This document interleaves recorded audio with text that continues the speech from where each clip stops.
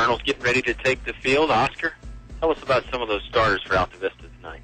A lot of these names are going to sound familiar to the Colonels fans over the last year. Number 1, Demetri Malbec. He's a 5'7", 145-pound junior. He is playing wideout position. One of the other wide receivers, number 6, Demetrius Johnson, a 6'3", 190-pound junior. Another one of the juniors, number 7, Destin Brown, 5'11", 175. He'll take a majority of the carries at the running back position. Again, a junior.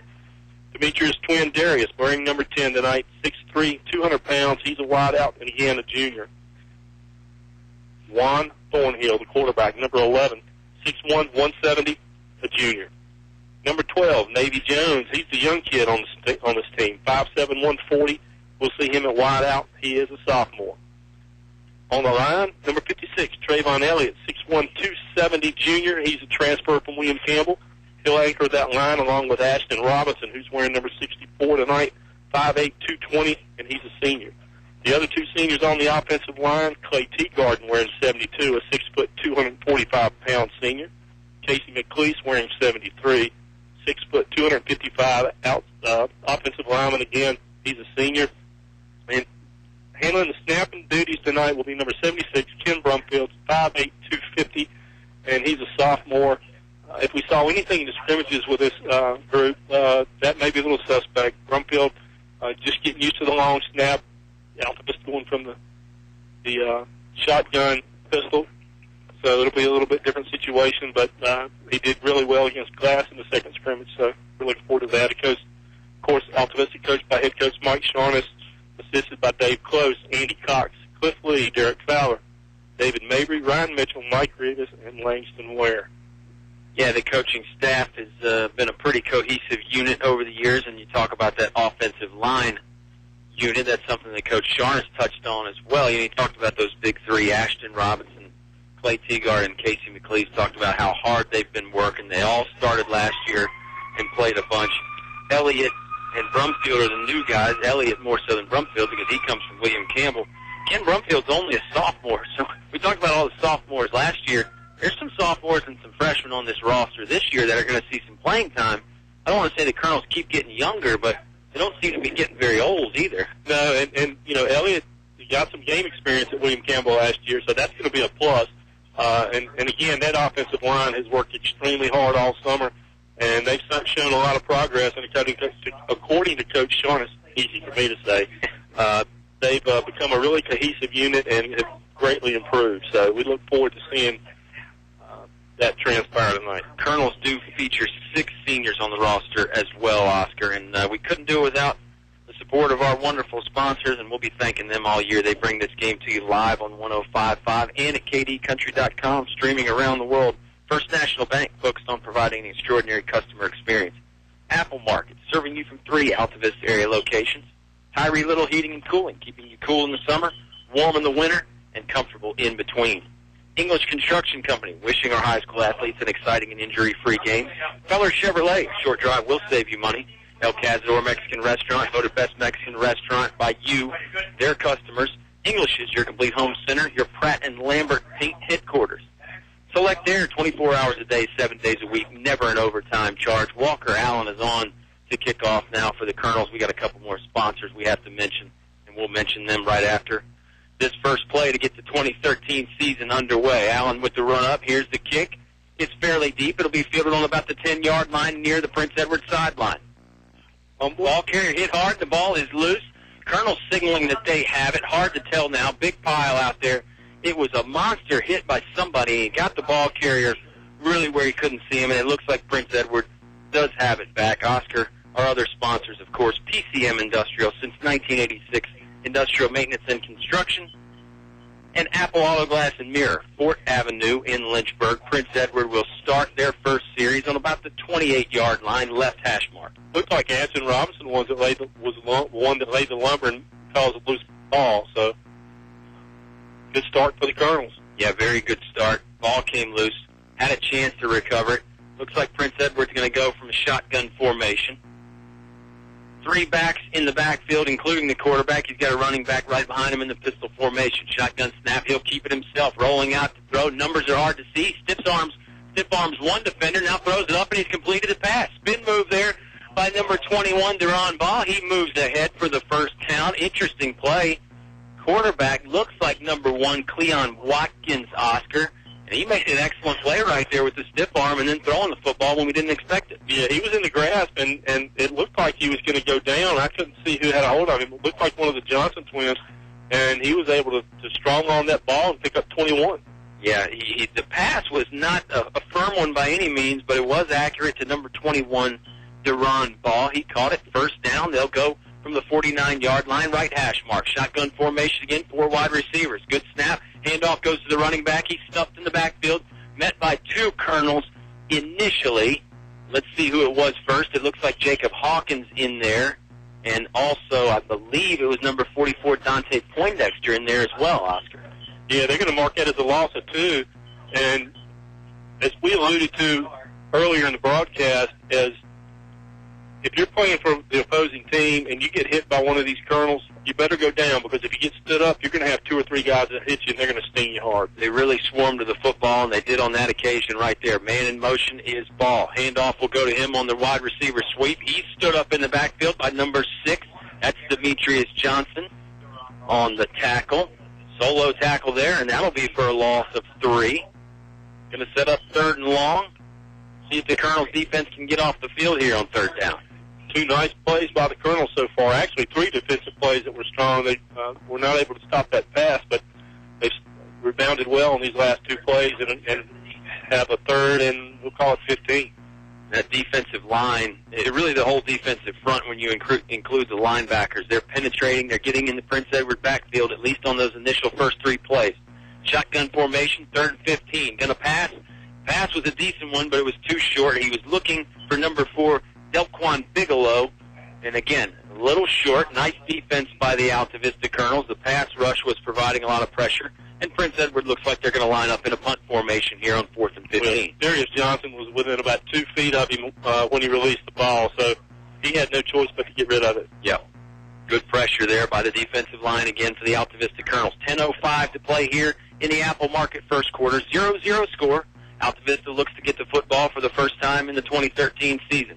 Punt is not bad. Malbeck will call for a fair catch. Fields it cleanly on the 21. And the punt coverage was good for Prince Edward, so probably a nice decision there by Michi Malbeck, taking the safe route on the fair catch. And he fields it cleanly, and the Colonels will start their first offensive series of the year. A nice decision by Michi. They're going to take over at about the 21-yard line. Again, Juan Thornhill, the quarterback.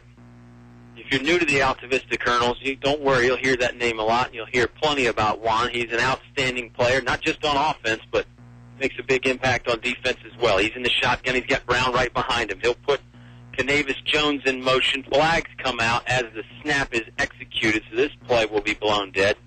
And it looks like the Colonels are going to get whistled for illegal procedure, and they'll move back 5 yards. Yeah, and we talked about it earlier that long snap situation has been a little bit shaky here in the preseason. So a loss of 5 on that penalty, it'll bring up 1st and 15.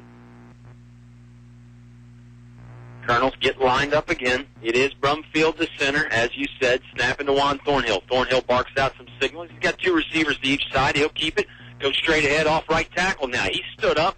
Man got a hold of his jersey. Now the extra help comes, and he's thrown back for a loss of 2. Maybe even a little bit more than that, depending on where they spot the football.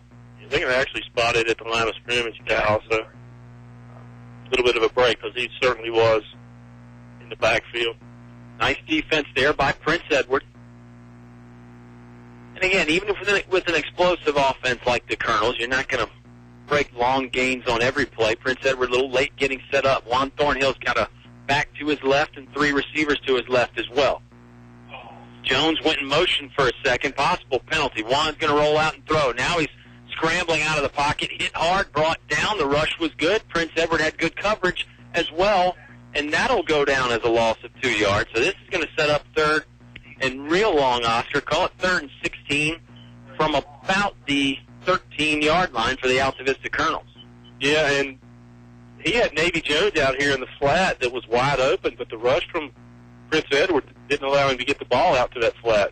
Yeah, I don't know that Prince Edward was lined up correctly before the snap, but the rush allowed them to get away with it. And now, third and long, obvious passing situation for the Altavista Colonels. Prove me wrong, they go straight ahead to Destin Brown. Brown runs through one tackle straight up the middle. He gets it back to the original line of scrimmage, finally brought down at about the 22-yard line, which will be a full 7 or 8 yards short of the first down. So it looks like the Altavista Colonels will trot out their punt team on 4th and 8. 8:20 remaining here in the Apple Market first quarter. Still 0-0 score. A little bit of jitters, what it looked like on that first offensive series for the Colonels. They've been playing against each other in practice, and they are chomping at the bit to get at another team. Yeah, I think you're right. You know, your timing is one way in practice, and then you add a little anxiety, call it nerves, call it whatever you want, but you add a little of that, it might throw your timing off just a little bit. Snap was low on the punt, but Walker Allen got a beautiful kick away. Fielded on the 39-yard line of Prince Edward. Ball carrier is cut down. Great tackle right there. Solo tackle on Jacob Hawkins was the one doing the damage for the Altavista Colonels. Great job getting down the field in coverage by Mr. Hawkins. He's one of those seniors. Yeah, it was, and we've called his name several times over the last year or two, and that was an open field tackle, and he made a great play.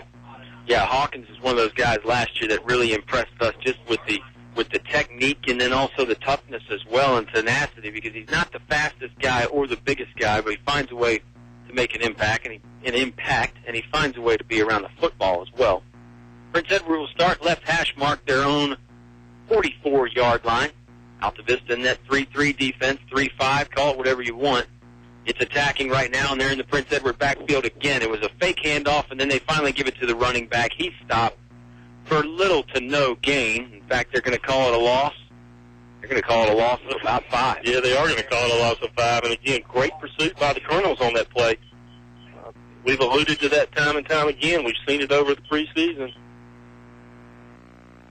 Yeah, that Colonels defense, they love to get in the other team's backfield.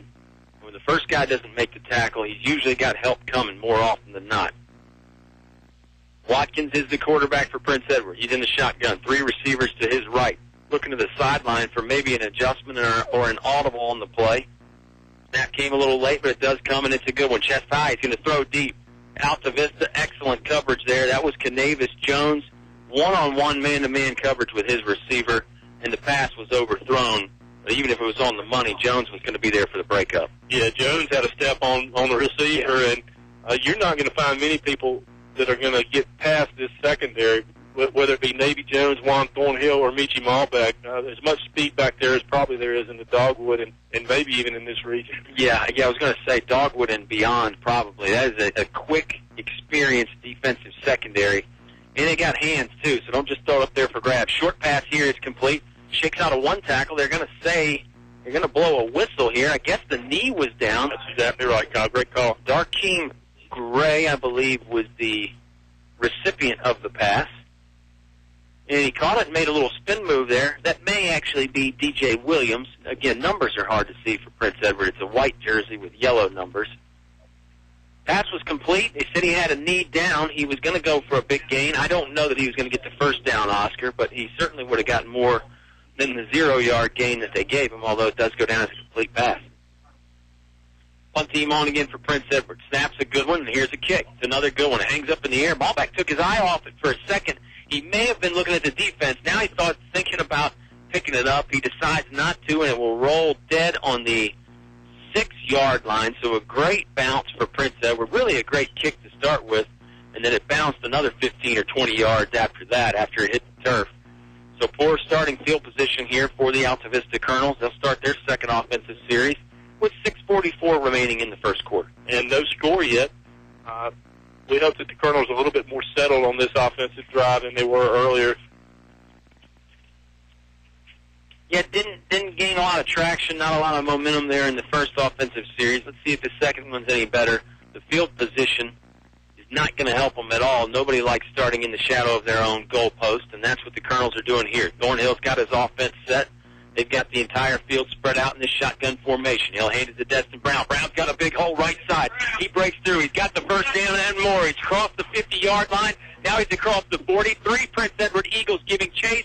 They are not going to be able to run him down. Touchdown, Destin Brown, and the Colonels booked that one And that is a long one. Call that a 94-yard touchdown for the Altavista Colonels.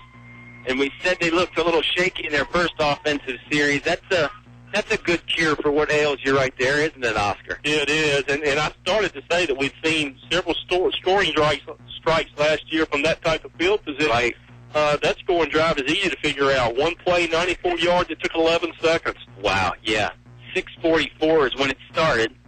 So now we know how long it takes Destin Brown to run about 95 or 96 yards, because you got to figure they start on the 6. He got the handoff in the backfield 3 or 4 yards deep. I guess it takes him about 10 or 11 seconds to run that long. Here's the snap back to Walker Allen. His kick is a line drive.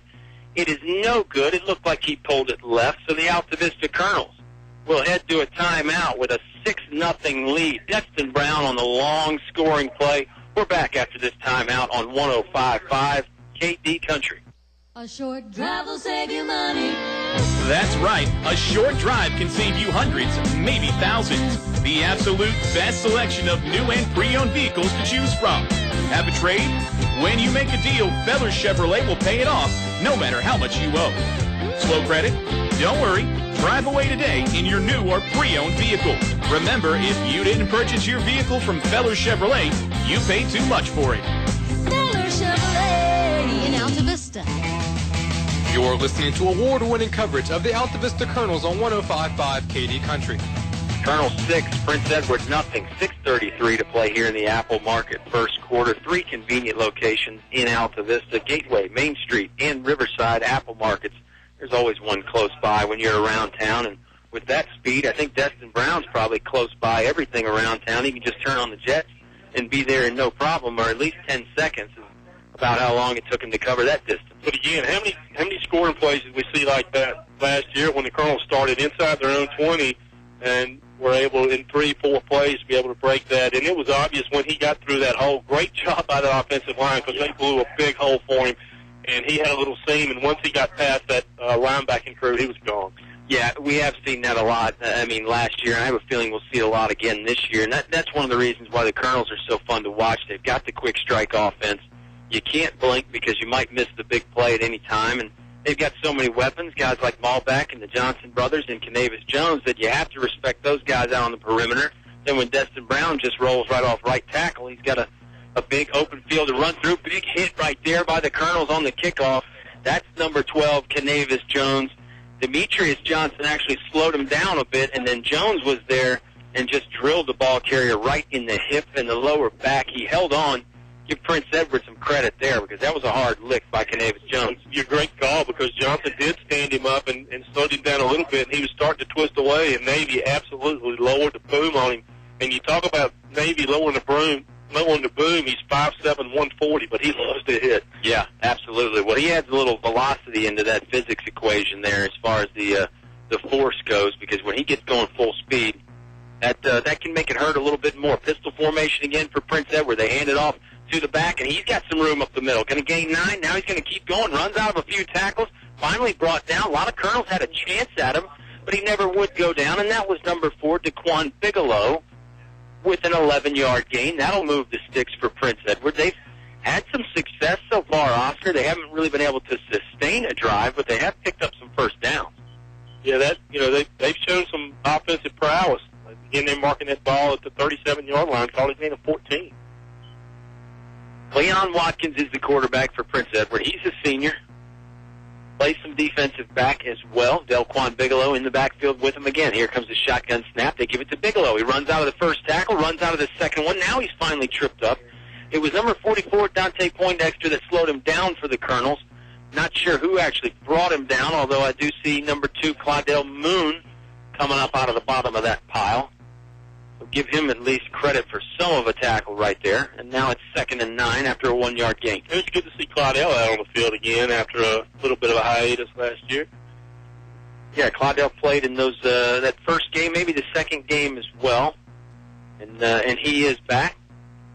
He's another physical, fast player, and he's another junior as well. Shotgun formation again for Prince Edward. 2nd and 9. Make the handoff. Watkins will roll out. He wants to keep it himself. A little bit of a shake move there. Now Colonel's got him around the ankle, and he'll get brought down by a whole host of Colonel defenders. Maul back in on that one. Jacob Hawkins had him around the ankle, I believe. Trayvon Elliott in on the defensive line. He was helping out on the stop as well. Goes down as a 3-yard gain, and this brings up 3rd and 6, or maybe call it 3rd and 5.5. Yeah, that was actually Wayne Short had a chance to stop him in the backfield, but quarterback just too strong, and Wayne wasn't able to contain him.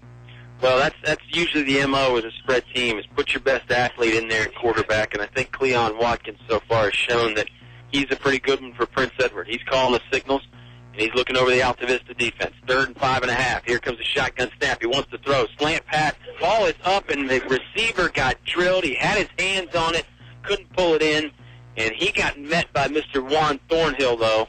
And he is slow getting up, and he's got a little bit of stagger to him. Yeah, that was DJ Williams. He's coming out.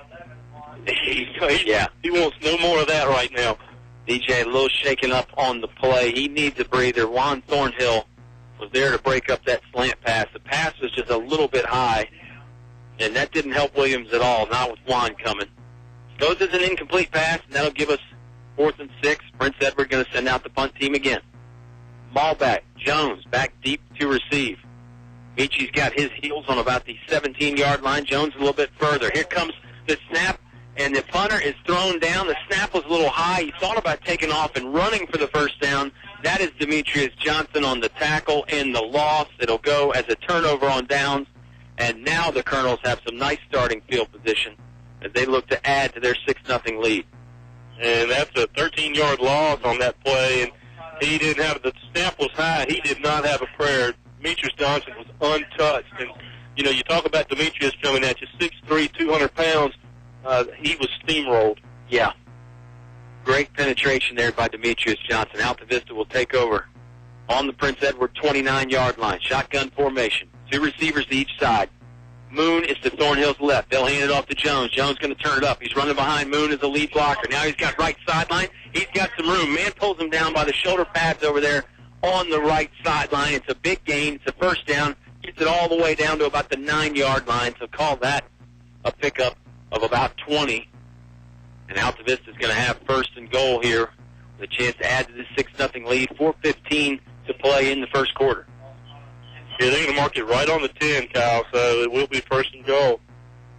Davy Jones came around that corner full speed, and he actually was wise. He slowed it down a little bit. He allowed Claudel Moon to be that lead blocker out in front of him, and that freed up even more room. Thornhill barking out the signals again.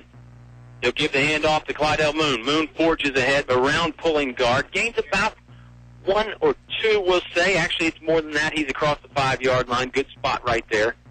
So it's a pickup of 3. I'll actually spot that on about the 5.5. It'll be 2nd and goal now for the Altavista Colonels as Destin Brown checks back in. It looks like Altavista is going to go under center. They'll put 3 guys in the backfield. It's 3 good ones. Moon, Brown, and Malback all lined up in that T formation right behind Juan Thornhill, who will go under center for the first time this evening. 2 tight ends. They hand it off to Destin Brown right up the middle. Now he bounces outside looking for right pylon, and he gets in the end zone. Had to run over a man to do it. 2nd touchdown of the night for the Colonels. 2nd one for Destin Brown. 3:21 in the first quarter left is when it comes. Colonels lead 6-0. Boy, nice run. Was able to get to the corner, stuck his head down, and powered himself into the end zone. Yeah, excellent run there by Destin Brown. It looked like he wanted to initially go up the middle. That hole wasn't there. He bounced it outside. He met some resistance on about the 1-yard line, but he ran right through him. And now the Colonels are going to go for 2 here. They missed the initial extra point, so they'll go for 2 and try and make it an even 14. 12-0 right now. Thornhill under center, same formation again. They'll put a man in motion. That's Moon. Moon motions to the left. They toss out to Malback. Malback looking outside, left hash mark. And now he's pulled down about the numbers, and there'll be a loss of 1 or 2. Doesn't matter. They didn't pick up the 2 points. That was all the play was going to be good for anyway. And that'll take us to another timeout. Colonels lead 12-0 against the Prince Edward Eagles. We're back after 30 seconds on 105.5 KD Country. It's hot in here. When are you going to get that AC fixed? I wouldn't even know who to call. Call Select Air. Donnie does it right every time, and he's available 24 hours a day, 7 days a week, and there's never an overtime charge. Yeah, but we might have to get a brand new unit. Select Air does installations, and Donnie is going to give you a fair price every time. Should I call Select Air? No, you will call Select Air. Select Air, 841-1580. 841-1580. Online at selectair.webs.com. You're listening to award-winning coverage of the Altavista Colonels on 105.5 KD Country. Colonels lead 12-0 from English Stadium. Opening game of the year on 105.5 KD Country. And we're so glad that you joined us, Oscar. Colonels offense has got to be glad that special teams helped them out a little bit there. The high snap leads to a Demetrius Johnson tackle for a loss. Colonels with a great field position. And it didn't take long before they got in the end zone. No, 3 plays, a minute and 2. Another one of those Altavista drives that we've become accustomed to with this group. Colonels lead 12-0, 3:21 remaining in the first quarter. Walker Allen setting the ball out on the tee. He'll kick off from the 40-yard line. Of course, Walker Allen was a freshman on that very good team last year. Big booming leg. We saw him on the basketball court as well. He's a great athlete, too. He's not just a kicker. We'll see him a little bit, I think, as the year goes on. Play some wide receiver and some defensive back. Yeah, I saw one of the JV games last year. I think it was against Gretna. He had 5 interceptions as a DB. Right. That's some guys don't have 5 in a career. You throw up 5 in a game. That's pretty impressive. Here comes the run up from Allen. Football's away. It's sort of a medium line drive, and it'll be fielded on about the 5-yard line by Prince Edward. Altavista running down in chase. Ball carrier's going to cut it out to the left over to the Prince Edward sideline. He's brought down now. Pretty decent return. He gets it about to the 29 or 30-yard line. So the Eagles will take over on the left hash mark there. And again, Demetrius Johnson in. Looked like Woodruff was in on that tackle as well. 3:12, and like you said, Prince Edward taking over on the 31-yard line. Prince Edward has shown some flashes. They picked up some first downs, a couple on the ground, one through the air, but the Altavista defense hasn't let them get much more than that, and they haven't been able to sustain a drive. See what the Colonels' defense can do here. I'm sure the defense would love to get on the board. It doesn't have to be the offense scoring every time. The Colonels did that a bunch last year as well. Pistol formation again from Prince Edward. Watkins takes the snap, turns around, and hands it off. Running back's got some room left side. Now he's dragged down. Never really had the feet under him. And that's Bigelow, who's going to stay down for a minute, or maybe that's a lineman for Prince Edward. Either way, there is a Prince Edward player down on the field. We'll see where they mark the gain off at. Haven't really seen anybody spot the ball yet. There we go. It's about a 3.5-yard gain for Prince Edward. That player's still on the ground as he's being looked at. Altavista is going to come to their sideline. We'll take this opportunity to take a quick 30-second timeout during the injury here. Colonels lead 12-0, 2:59 to play in the first quarter. Back in just a second on 105.5 KD Country. Check out these new in-store specials from the Apple Markets. World Champion Pulled Pork Barbecue Bundle, only $3.99. It's a pulled pork sandwich with 4 potato wedges and a large sweet tea. A great deal. You can enjoy happy hour at Apple Markets from 3 to 6 daily with half-price gourmet coffee and cappuccino. Plus, any size fresh brewed sweet tea, just 99 cents at all Apple Market locations. Riverside, Gateway, and Main Street in Altavista. Visit the Apple Market's convenience stores today.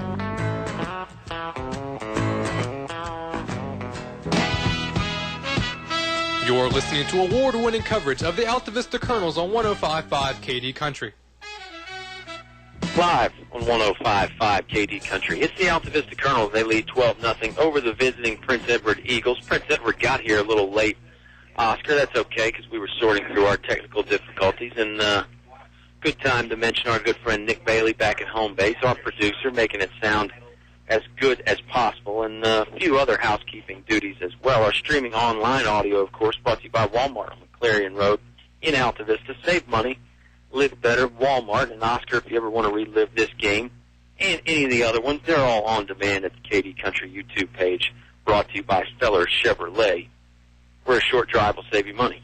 And that's always good to be able to go back and, especially the kids, they like to go back and listen to the YouTube and listen to the broadcast of the game. And for those of us that have other people that have other activities on a Friday night can pick up and listen to the game within the next couple of days. And it's always a nice feature to have. Yeah, it is. It's cool to go back and listen to some of those old games. That Gretna game is one of the most popular ones. I listened to it again today at work, and I was listening to the Dustin Brown run that broke the game at the first score of the game, so recalled that play vividly. Yep, fun times. Last year was a great year. 8-2 regular season the Colonels had, and then they won 2 games in the playoffs before finally falling to Franklin, and we're good to go here as Prince Edward's going to go right side, and they get a big gain. Flag comes out late. Ball carrier was number 3, Anthony Walker, on a nice run there. Gets it across the 50-yard line for the Eagles. It would be a first down, but let's wait and see what the penalty is. Altavista seems to think it could be a hold or a block in the back on Prince Edward, and now it looks like Prince Edward feels the same way as they're starting to walk backwards. So that will negate a very nice run by Walker. Wayne Davis was the culprit on that. He was disgusted with himself, and he didn't think he did it, but he did. And it looks like Darius Johnson's coming off a little bit lame, a little shaken up. Yeah, he's not coming off the field real quickly. Coach Sharn is talking to him a little bit, probably just seeing if he's okay. I don't know if he was the one that got blocked in the back or not. Anyway, this is going to back Prince Edward up. They have stepped it off. So go from the 35-yard line, right hash mark. It's essentially the same thing. Going to be about 2nd and 6. It's almost like the play never happened. And Prince Edward, they've all got a bunch of wristbands on. They're a spread team, and they like to go without a huddle. Now they're set. Watkins at quarterback. Altavista ready to pounce on defense. Shotgun snap. They fake it to the running back. Moon almost had him in the backfield. Now he's going to have another crack, but instead it's Juan Thornhill. Juan hits him around the knees, drops Watkins immediately, and that'll go for a loss of about 4. Juan Thornhill coming from the safety spot to do that, Oscar. That's what's impressive, because you're thinking about he's probably about 10, 11, 12 yards deep when the ball is snapped, and he meets him 4 yards deep in the backfield. That's pretty good timing. He launched and caught him from behind. That was a very impressive, typical Juan Thornhill athletic play that we're used to seeing. Yep, give Claudel Moon a lot of credit for rerouting him. Moon didn't make the tackle, but he made him have to change directions. Juan did the rest. 3rd and 10 here for Prince Edward. Whistles come out. It looks like the Eagles want a timeout, and that is what's going to happen. So we'll take it with them. 32nd timeout. Altavista leads 12-0. 1:45 to play here from English Stadium on 105.5 KD Country. In the past century, our community has grown, and Finch & Finch Funeral and Cremation Service has grown too, alongside the families they've known for so long. Finch & Finch is proud to have served you over 100 years. A family business, Finch & Finch Funeral and Cremation Service, dedicated to your service. Finch and Finch Funeral Homes. We're here because we care.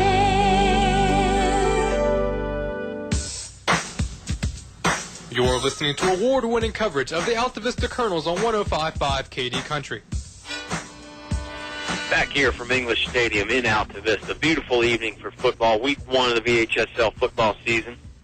Week 1 for us on 105.5. Oscar's having a good time. We're all having a good time. Colonel's having a pretty good time. They lead 12-0. 3rd and 10 here for Prince Edward. Altavista trying to get the football back.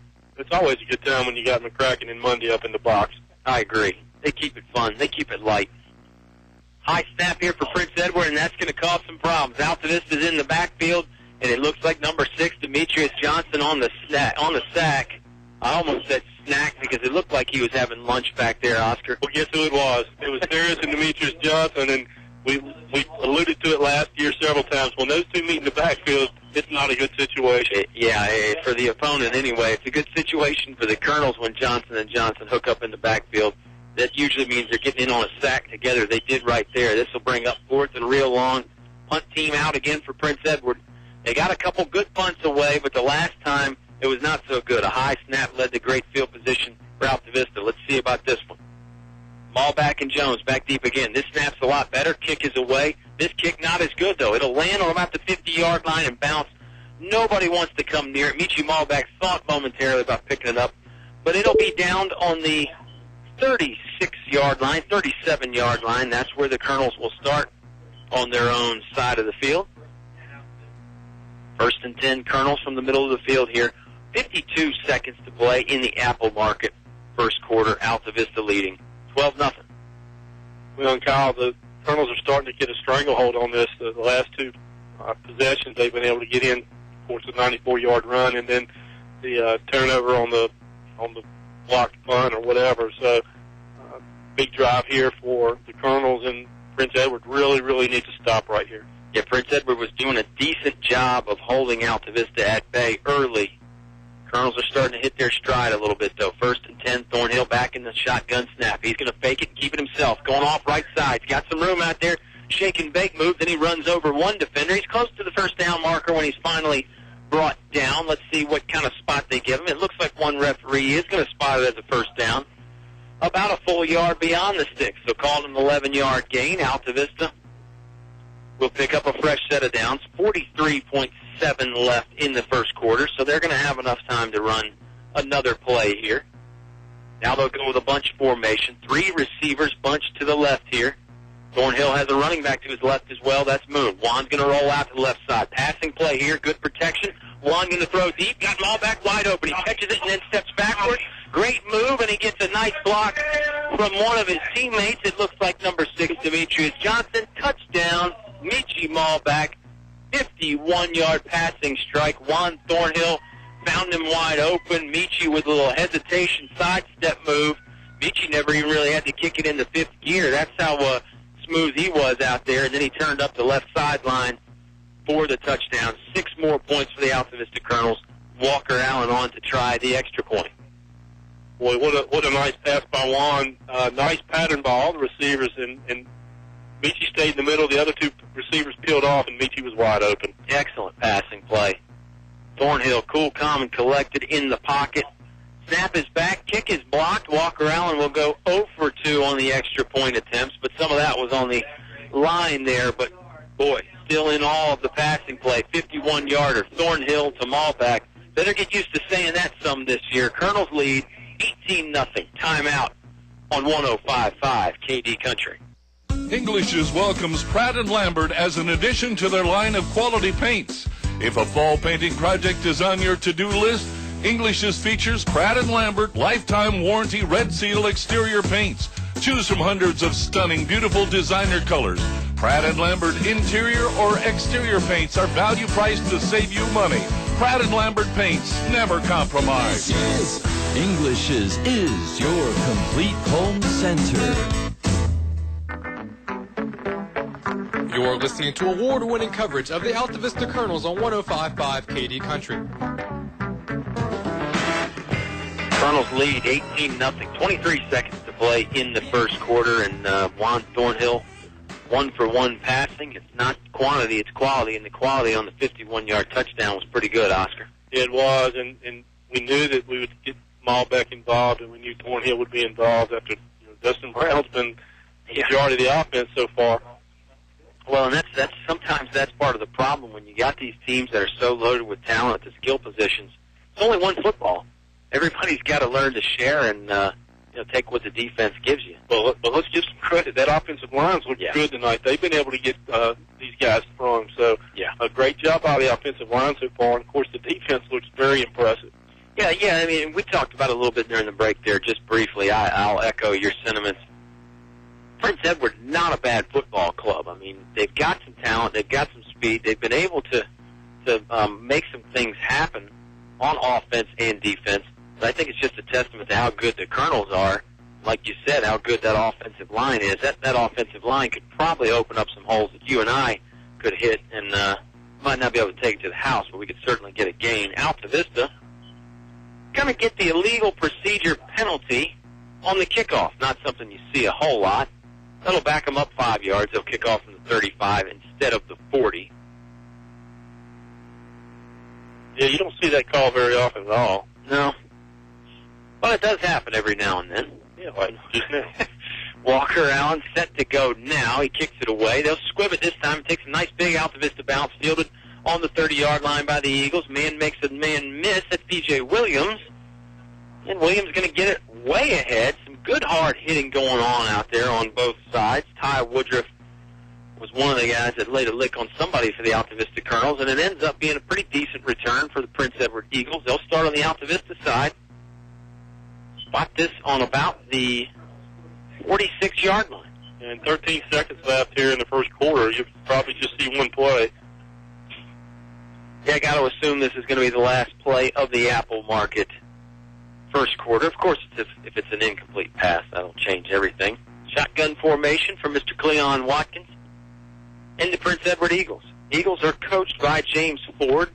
Been there for a few years now. Handoff goes to number 3. That's Anthony Walker. Walker ran out of the first tackle. Football might have come loose there momentarily. It looks like Prince Edward's got it back. No gain. In fact, it's going to be a loss of 1 or 2. And that will end the first quarter. Colonels lead 18-0. Second quarter on the way on 105.5 KD Country. Tonight's game is brought to you by the Katy Country Sports Club, including Sharky's Pest Control in Hurt.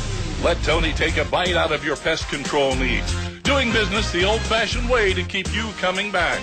Shop at Main Street Trading Company Consignment in Altavista, where quality and affordability go hand in hand. El Cerrito Mexican Restaurant, Altavista. Throw on a sombrero, shake your maracas. It's El Cerrito time. Authentic Mexican cuisine only at El Cerrito. Diane's Hair Creations in Altavista, creating hairstyles for every lifestyle. 283-1111, 283-1111. Aubrey Rosser Law Firm, Altavista, first choice for any and all legal advice. Services go way beyond court trials and settlements.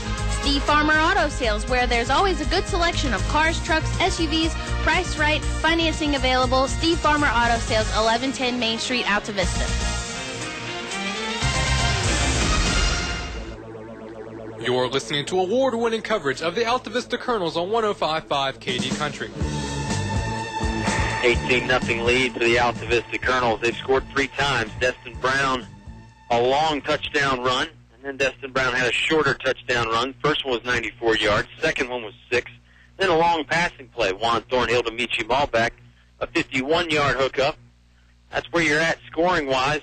Quick stats from the first quarter. Colonels with 141 yards on the ground, 51 through the air, a total of 192.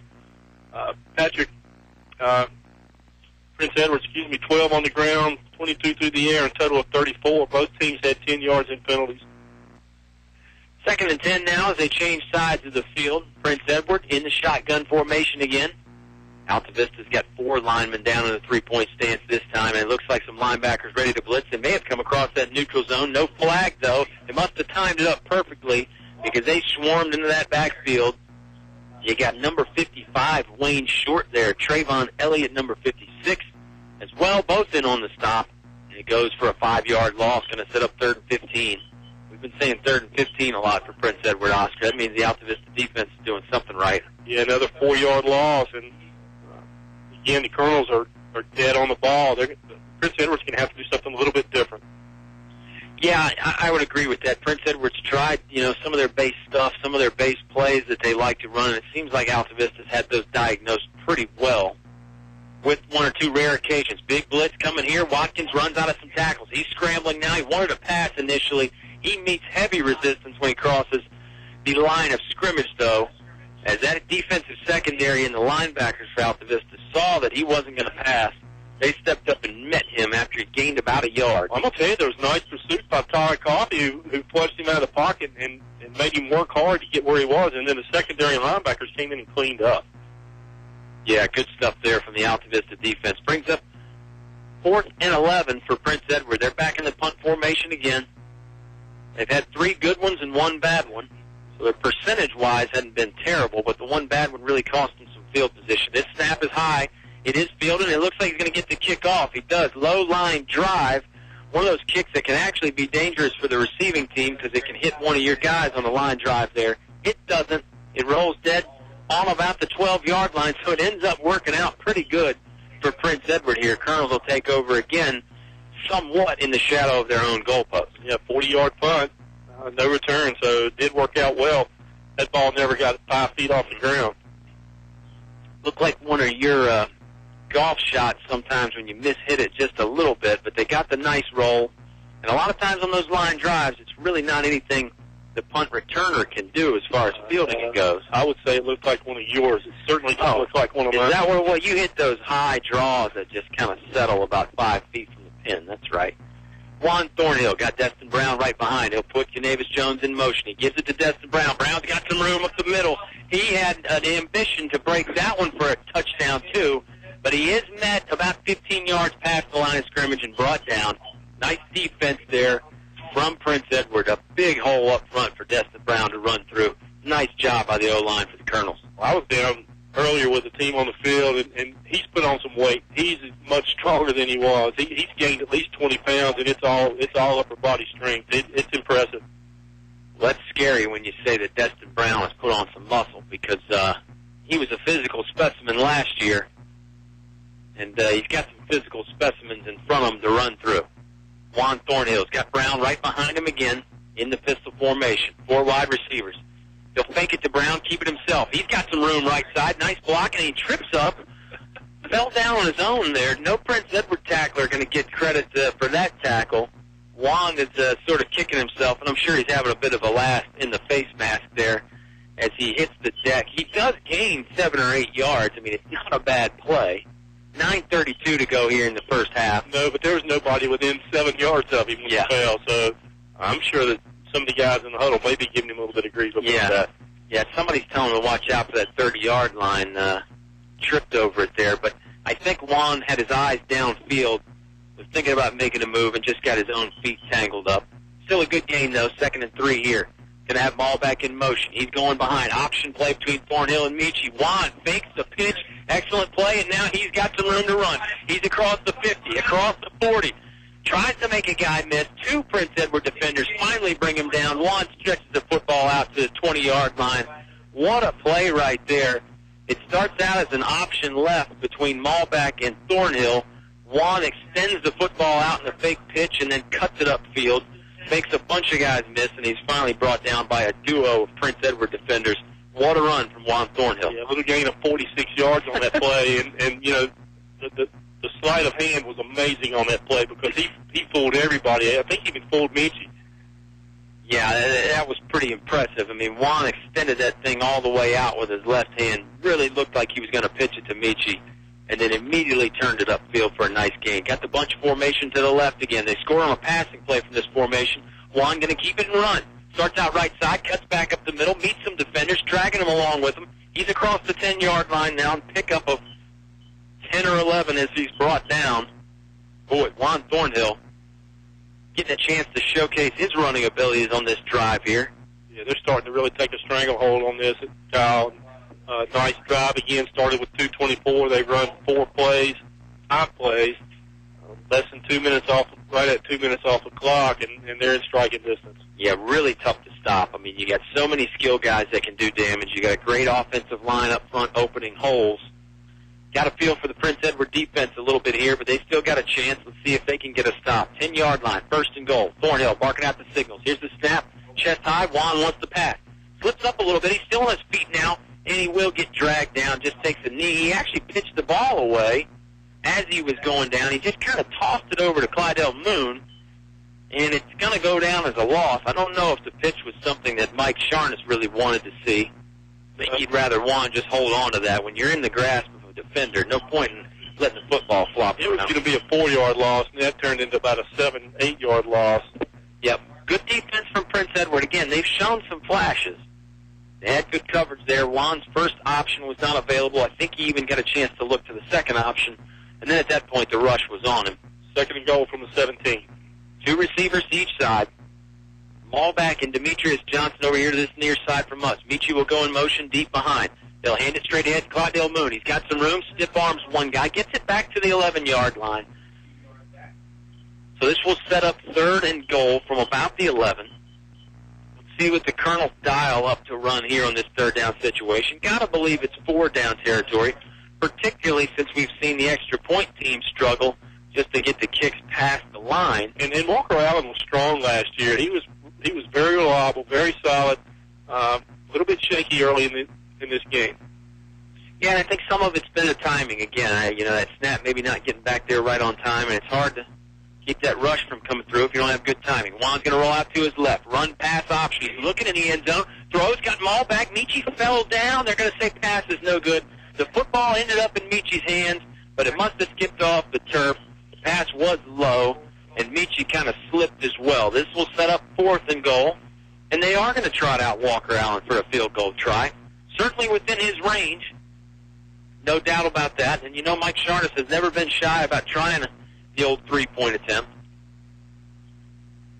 Nice job by the Prince Edward defense, Ben, but don't break. It looked like Juan Thornhill was going to single-handedly march the Colonels in the end zone. But Prince Edward really tightened up when it got to be 1st and goal. Done a nice job, and again, a questionable decision by Mr. Thornhill, which I haven't said that many times over the last 2 years.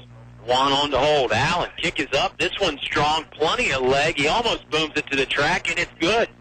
3 points for Walker Allen. So, it ends up being like they got 3 touchdowns and 3 extra points, Oscar. You get the 3-pointer there on the field goal. Good kick from Walker Allen. We'll take another timeout. 6:35 to play in the first half. Colonels lead 21-0 on 105.5 KD Country. Hi, I'm Tracy Robinson of First National Bank. Did you know there are great home mortgage opportunities available right now? With rates being at an all-time low and 100% financing, our recognized mortgage lenders will deliver the right loan for your needs. Put this together with our other progressive mortgage products, our fast local service, and we're ready to lend. First National Bank, over 100 years of dependable custom banking. For you and your money, that's important. First National Bank, member FDIC, equal housing lender. You're listening to award-winning coverage of the Altavista Colonels on 105.5 KD Country.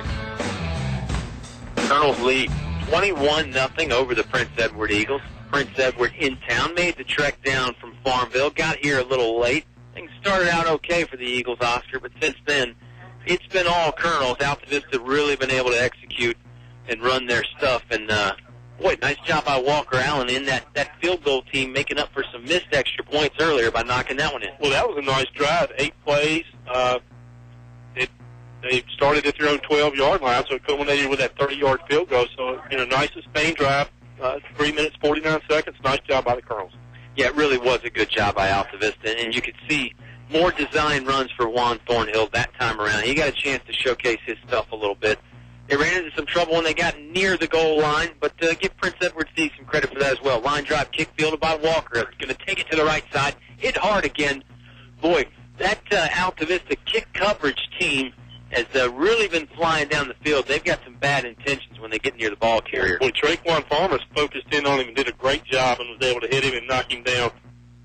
Well, and think about how many different names we've called out on the defensive side for the Altavista Colonels. It hasn't just been Johnson and Thornhill. I mean, we've named at least 14 or 15 guys that have been in on tackles, and that's a beautiful thing when when you're not relying on the same 5, 6, 7 guys to make all your tackles. That's a nice option to have as a coach because you can get some other guys in there and keep people fresh. Prince Edward going to start right hash mark. Just beyond the 35-yard line, their own 35-yard line. Shotgun formation, man in motion. Snaps a little high. Walker wants to throw. He's got it complete to number 5, DJ Williams. Williams not going to be able to get much after the catch as he's run down by a bunch of Colonels. Wayne Short in on that. Juan Thornhill in on that. And number 2, Clydell Moon over there as well. Michi Malbeck was one of the first guys on the scene. Yeah, Clydell Moon did a great job, too, closing and was able to contain him. They're flag on the field, and there goes Michi picking it up again. He dropped it back down there. I think he just wanted to help the referee out and let him put it back in his pocket. But the refs like to leave it there so they can know where the penalty was. And it's a block in the back on Prince Edward. So Altavista's got the option. They will decline, and it'll be see where they spot the loss. And we'll mark it at the 32, which I think is a little bit generous, but loss of 4. Yep. 2nd and 14 now for Prince Edward. Again, the Colonels have had so many different guys in on tackles. That speaks to how they swarm to the football and their depth as a football team in general. And You alluded to as many names as we called on the tackles. I think as we get deeper into the season, that's going to bode well for the Colonels. They'll be able to get some of the more high-profile and some of the offensive players a little bit better rest. Yeah, exactly. Prince Edward, 3 receivers to the right. They're in shotgun formation again. They've been that way all night. Here's the snap. A little high. Watkins fakes the handoff. He's going to keep it himself. Trying right side. He'll get run down by Darius Johnson, and then the help came. They might have just run him out of bounds. Good job on the pursuit by Darius. He was in that backfield, and that's going to be another loss of yards for Prince Edward. Excellent, excellent play for the Altavista Colonels, who lead 21-0. 6:08 to go in the Apple Market second quarter. Dante Poindexter in on that was able to track him down. Johnson and then Clydell Moon helped clean up as well. Swarming defense again. Colonel's looking to swarm a little bit more. I think they start licking their chops when Prince Edward gets in these third and long situations. Can't be too careful, though. We've seen Watkins complete one pass. Prince Edward, far hash mark. Here comes the shotgun snap. A little bit of a hard count. Trying to draw Altavista off. Going to throw. Got a man, and it's complete. First down, picked up by Prince Edward. Hit hard at about the 45-yard line. Davy Jones going to get the stop, but not after the first down is picked up by Prince Edward. Excellent pass and catch. Watkins firing the line drive over the middle there. Got to give a lot of credit to Cleon Watkins in the Prince Edward offense. Well, he stood in the pocket and released that 22-yard reception. Nice play, nice catch. Receiver went up and got it. Yeah, that was a bullet. I mean, that was about 18 yards on a string there. Handoff this time, running play. Going to get stopped. Ashton Robinson in on the tackle. Gain here for Prince Edward, though, as they get it to the middle of the field across the 50-yard line. Pickup of 3 or 4. Good tackle by Robinson as he got behind the ball carrier and just sort of held on and rode him down to the ground. 2nd and 7 now. Anthony Walker was the ball carrier. I've been really impressed by Watkins. He's a heck of an athlete. Yeah, he's back there for a reason. High snap, he lassos it again. He's going to try and run out of a Wayne Short tackle, but Short won't let him. Nice job by Wayne Short. Got in there. Wayne is kind of a smaller guy, and he can sift through some of those offensive linemen. He had a piece of Watkins as Watkins was trying to run out of the shoestring tackle. Wayne Short said, and pulls him down for a loss of 5. Excuse me, more than a loss of 5. I forgot they had, it was 2nd and 7. You call that about a loss of 7, actually. And again, nice job by Short. You can see he was small, and he's only 5'7". He goes 170. But he is quick. He's quick and strong on that defensive line. Let's see if he gets in the backfield again. He's got a good rush going. Another high snap delays. Watkins going to throw across the middle. Ball gets tipped up in the air. Altavista had a chance. Flag comes out late. The pass was incomplete.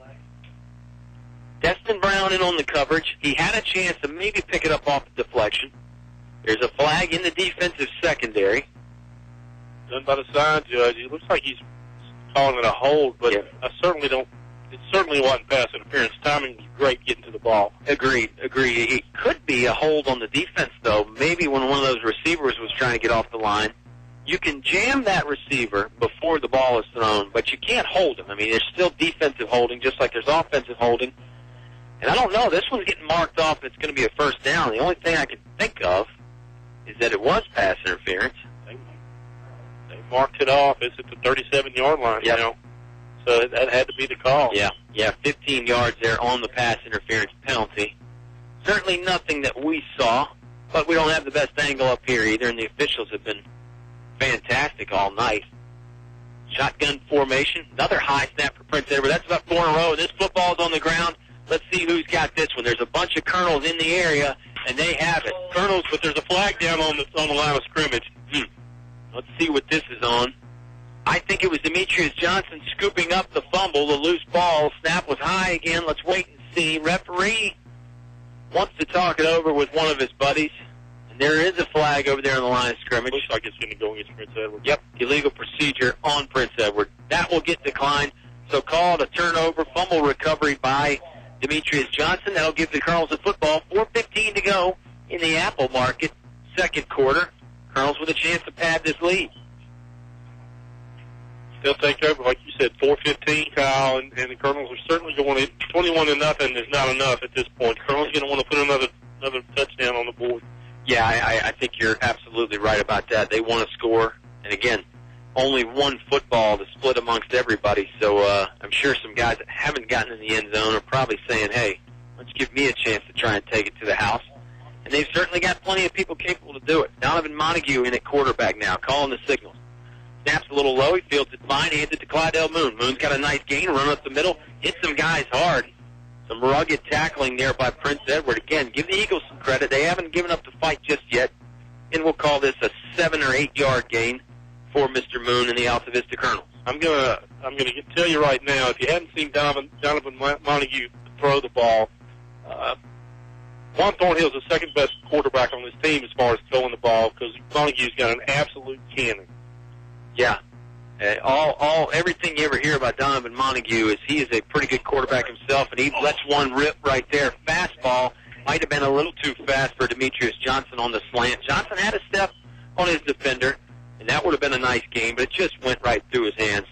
And you said it, rifle arm right there by Donovan Montague. And the reason Montague's in is Thornhill's down on the sideline. Looks like he may be working on a cramp, maybe in his calf. And that's something that, you used to see a lot more. I think guys have been getting a little bit better about managing that fluid level, but you used to see the cramps a lot more. And certainly you got to expect some of them early in the season, in the hot weather, in the humidity as well. And it's just hard to drink enough water sometimes, especially when you get athletes like the caliber of Juan Thornhill. Man in motion, Donovan Montague wants to throw again. He's flushed out of the pocket. He'll fall back forward to the line of scrimmage. Good defense by Prince Edward. They had a good rush coming.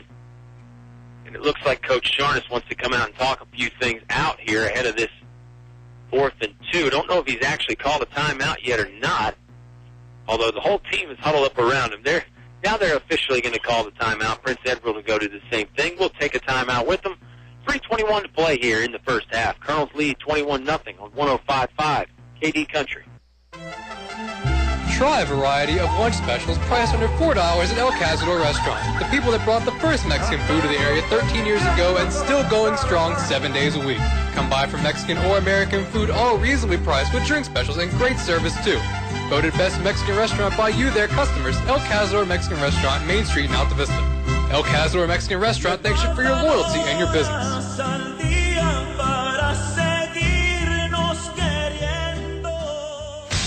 You're listening to award-winning coverage of the Altavista Colonels on 105.5 KD Country.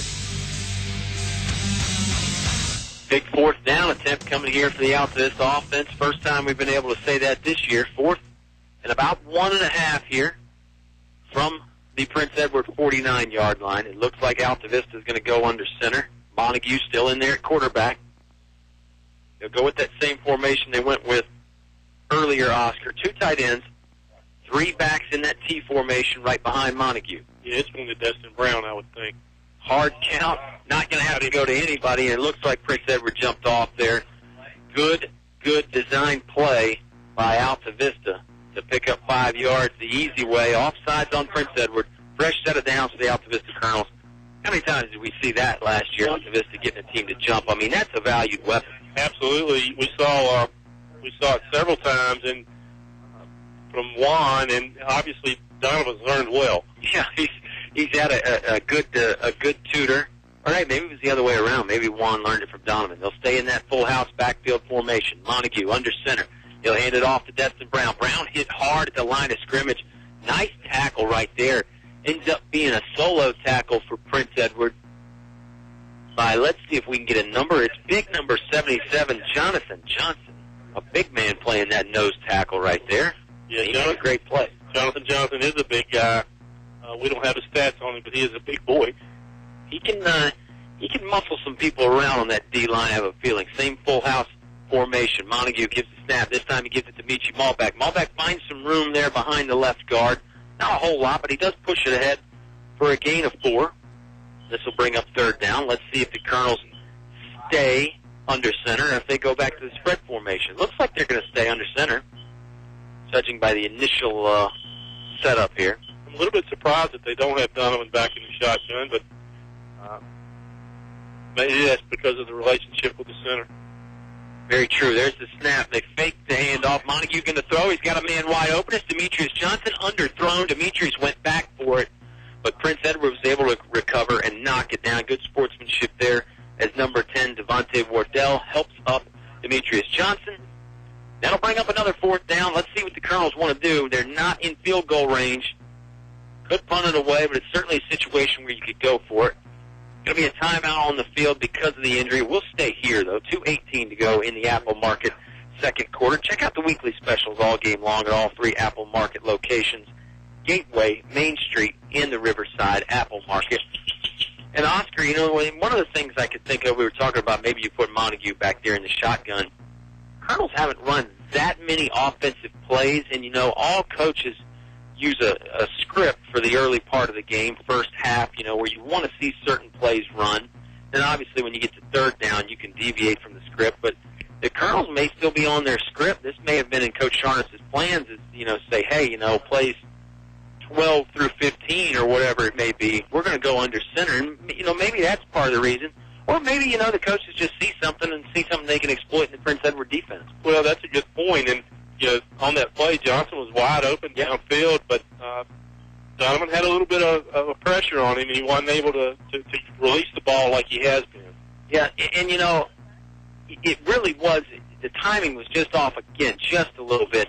If Donovan could have got rid of the football a little bit earlier, you probably get a touchdown there, but it's a game of inches, like most sports are, and it'll bring up fourth down. The Colonels still have a chance, and it looks like they're going to keep the offense out there, and they'll go for it. Still an injured man down on the field for Prince Edward. I'll never forget back in the day when Bob and I were doing William Campbell games on the radio. You know, of course, Brad Bradley back then at William Campbell, famous for running the spread offense. He was one of the first guys really around here that made the spread big. But I can remember one game, I want to say it was against Randolph Henry. They went under center like 15 plays in a row, and everybody was baffled. But Bob and I knew the reason why. They scored like 4 touchdowns in that time. So, you know, I think that's kind of the lesson is, you know, you can be a spread team, but the good football teams can do a little bit of everything. I mean, even the good spread teams, they can get under center and pound it at you when they need to. Well, that's right. And the Colonels are back out now, and it looks like they are going back to the shotgun spread. Still have not gotten the Prince Edward player off the field. He's going to jog off under his own power. That is number 2, Darkeem Gray, Jr. He was one of the guys in on that pass breakup, and I think him and Demetrius sort of collided a little bit as the ball was getting nearer and nearer. 4th and 7, we'll call this from the 35-yard line. Altavista's in the middle of the field. Donovan Montague still in there at quarterback. He'll have Dustin Brown right behind him. One tight end in the game for Altavista. Montague fakes the handoff. He wanted to roll left. Now he's going to go right. Nothing there. 5 Prince Edward defenders are going to meet him in the backfield. So a little bit of a breakdown in the O-line that time for Altavista. Turnover on downs. Nice defensive stop for the Eagles. They will take over on about their own 45. 2 minutes and 14 seconds left in the first half. Yeah, they pressured that. They saw that there was a new quarterback getting handle of that, and they got pressure on him from both sides, and he turned to go roll to his right. There was nothing there either. Yeah, nothing Donovan could do. I mean, the only thing you can really do is throw the football away, but then you take a chance of throwing an interception. So takes the sack, turnover on downs. Prince Edward will take over. Altavista's defense will have to do their part to try and get it back. Another whistle, and it looks like the Colonels want to take another timeout. Coach Sharness kind of shaking his head, saying, no, I didn't ask for a timeout. Let's see what happens. Prince Edward's already jogging off the field. And the official and Coach Sharness talking it over right now. The official's going to call over a buddy here and say, what do we do here? I thought I heard timeout, but maybe I didn't. Maybe somebody on the... You never know. Sometimes a player can just yell out something like, hey, I think we need a timeout, Coach, and all the ref hears is timeout. They'll talk it over. Prince Edward has effectively gotten a timeout out of this because they're over there talking to head coach James Ford and getting some water. Now the officials are going to get them back on the field. I don't think Altavista is going to be issued a timeout. It was effective for Prince Edward, and you know, we're looking back out. Juan Thornhill is back out on the field on defense. Yep, so that's a good sign. Never want anybody injured. He's still trying to work the pink out of that calf, though. Still a little bit of tightness, probably. Watkins back to pass. He'll throw it over the middle. Broken up. No, it's not broken up. It's caught. I thought Juan Thornhill had broken it up. He did not. It's caught by Delquan Bigelow. Another big pickup there. Call that a gain of 13 on the passing strike right over the middle. Juan was just a hair late getting there. And I didn't see the ball momentarily. I thought Juan knocked it down, but give Bigelow credit for a nice grab. Yeah, Juan is not cramped a little bit. He broke on that ball soon enough, and if he's not cramped, I think he knocks it down. I think you're probably right. Just a split second too late. Good pickup and a fresh set of downs for Prince Edward. Altavista showing blitz on the defensive side. They do come with a lot of pressure. Watkins going to get rid of it, and that one is not complete. Hit the receiver's hands, but he heard some footsteps. He had Michi Malbeck, Jacob Hawkins, and Juan Thornhill all hot on his trail. And Johnson was on the quarterback. Yeah, Altavista. Like I said, they showed blitz. Sometimes teams will do that and back off. Not this time. Colonel's brought a lot of defenders on that. Now Prince Edward's sort of slow to get a play going on here. Of course, Colonel's with that 3-5 defense. They've got athletes all over the place in that linebacking corps. Absolutely. And the D-line that they've been putting out there has been a pretty quick product as well. They've got some bigger guys they can put on that D-line, but we've seen a lot of the likes of Ashton Robinson and Wayne Short, more of your quick defensive linemen out there a lot tonight against this spread team in Prince Edward. Colonel showing blitz again. 2:03 to go in the first half. High snap. Watkins pulls it down. He's on a run for his life. He's going to throw deep. This ball's up for grabs. He's got a man under it. Let's see if they give him credit for the catch. Great effort. They're going to say no catch. It hit the ground. Odd play because Cleon Watkins was about 20 yards deep. Then he heaved it up. It was about a 35-yard pass that hung up in the air for a while. But he threw it in a good spot. His receivers were breaking towards the ball, and they had about 3 steps on the Colonel's defenders, and they weren't able to close. It was just too close to the sideline. Yep.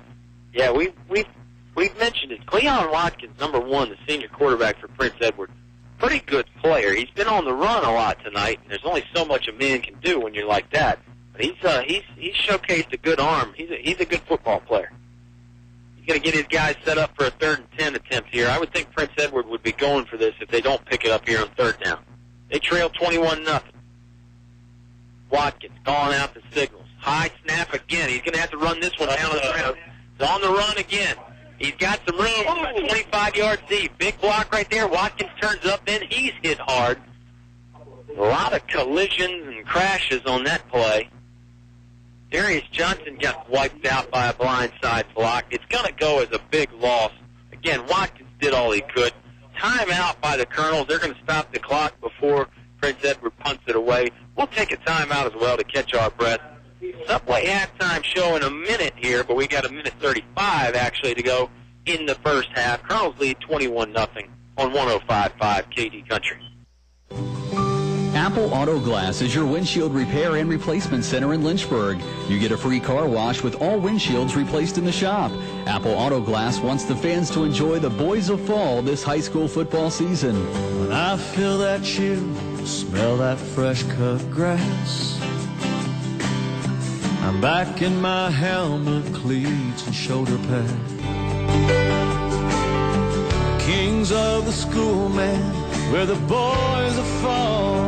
Apple Auto Glass salutes the boys of fall. You're listening to award-winning coverage of the Altavista Colonels on 105.5 KD Country.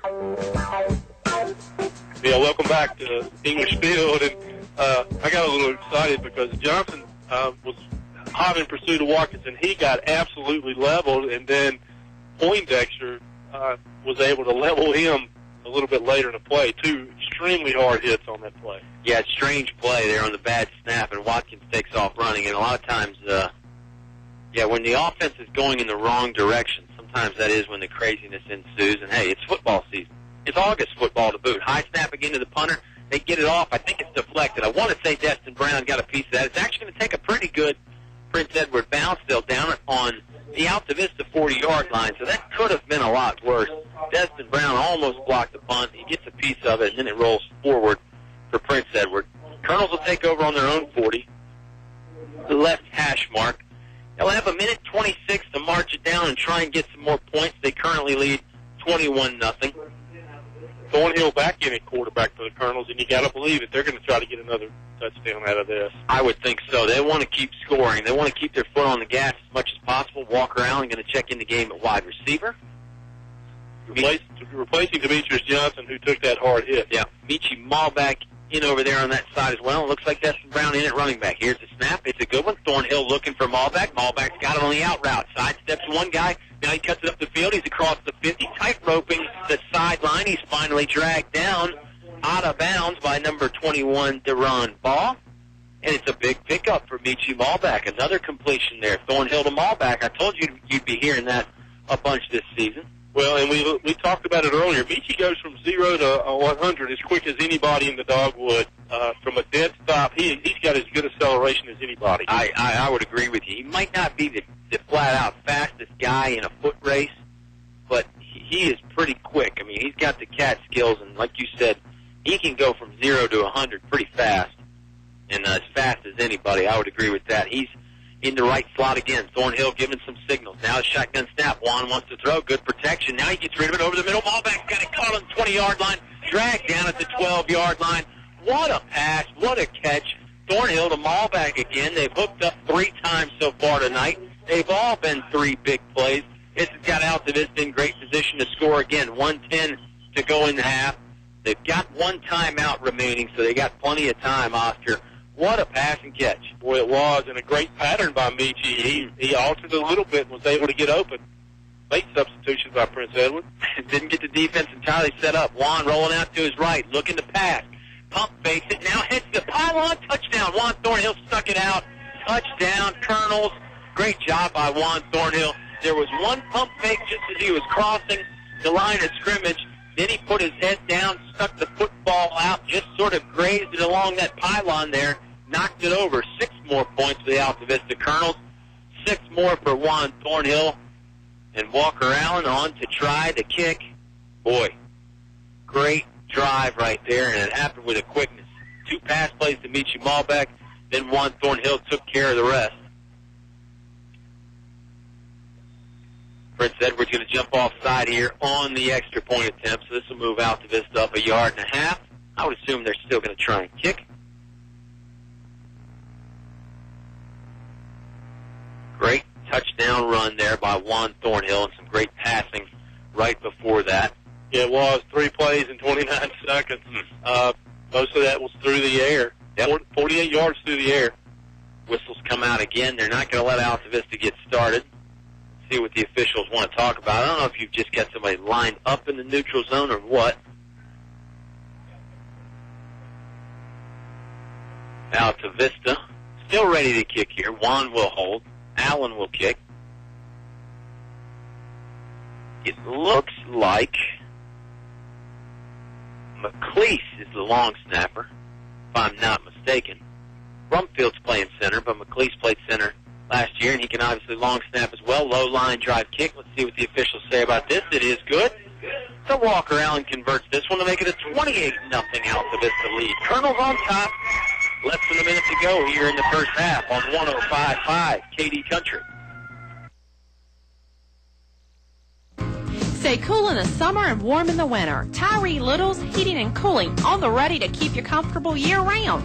Locally owned and operated, just a call away with over 20 years experience. Licensed and bonded. Tyree Little's Heating and Cooling, specializing in heating, air, plumbing, and electrical. Any season, anytime. Tyree Little's Heating and Cooling, keeping you cool in the summer and warm in the winter.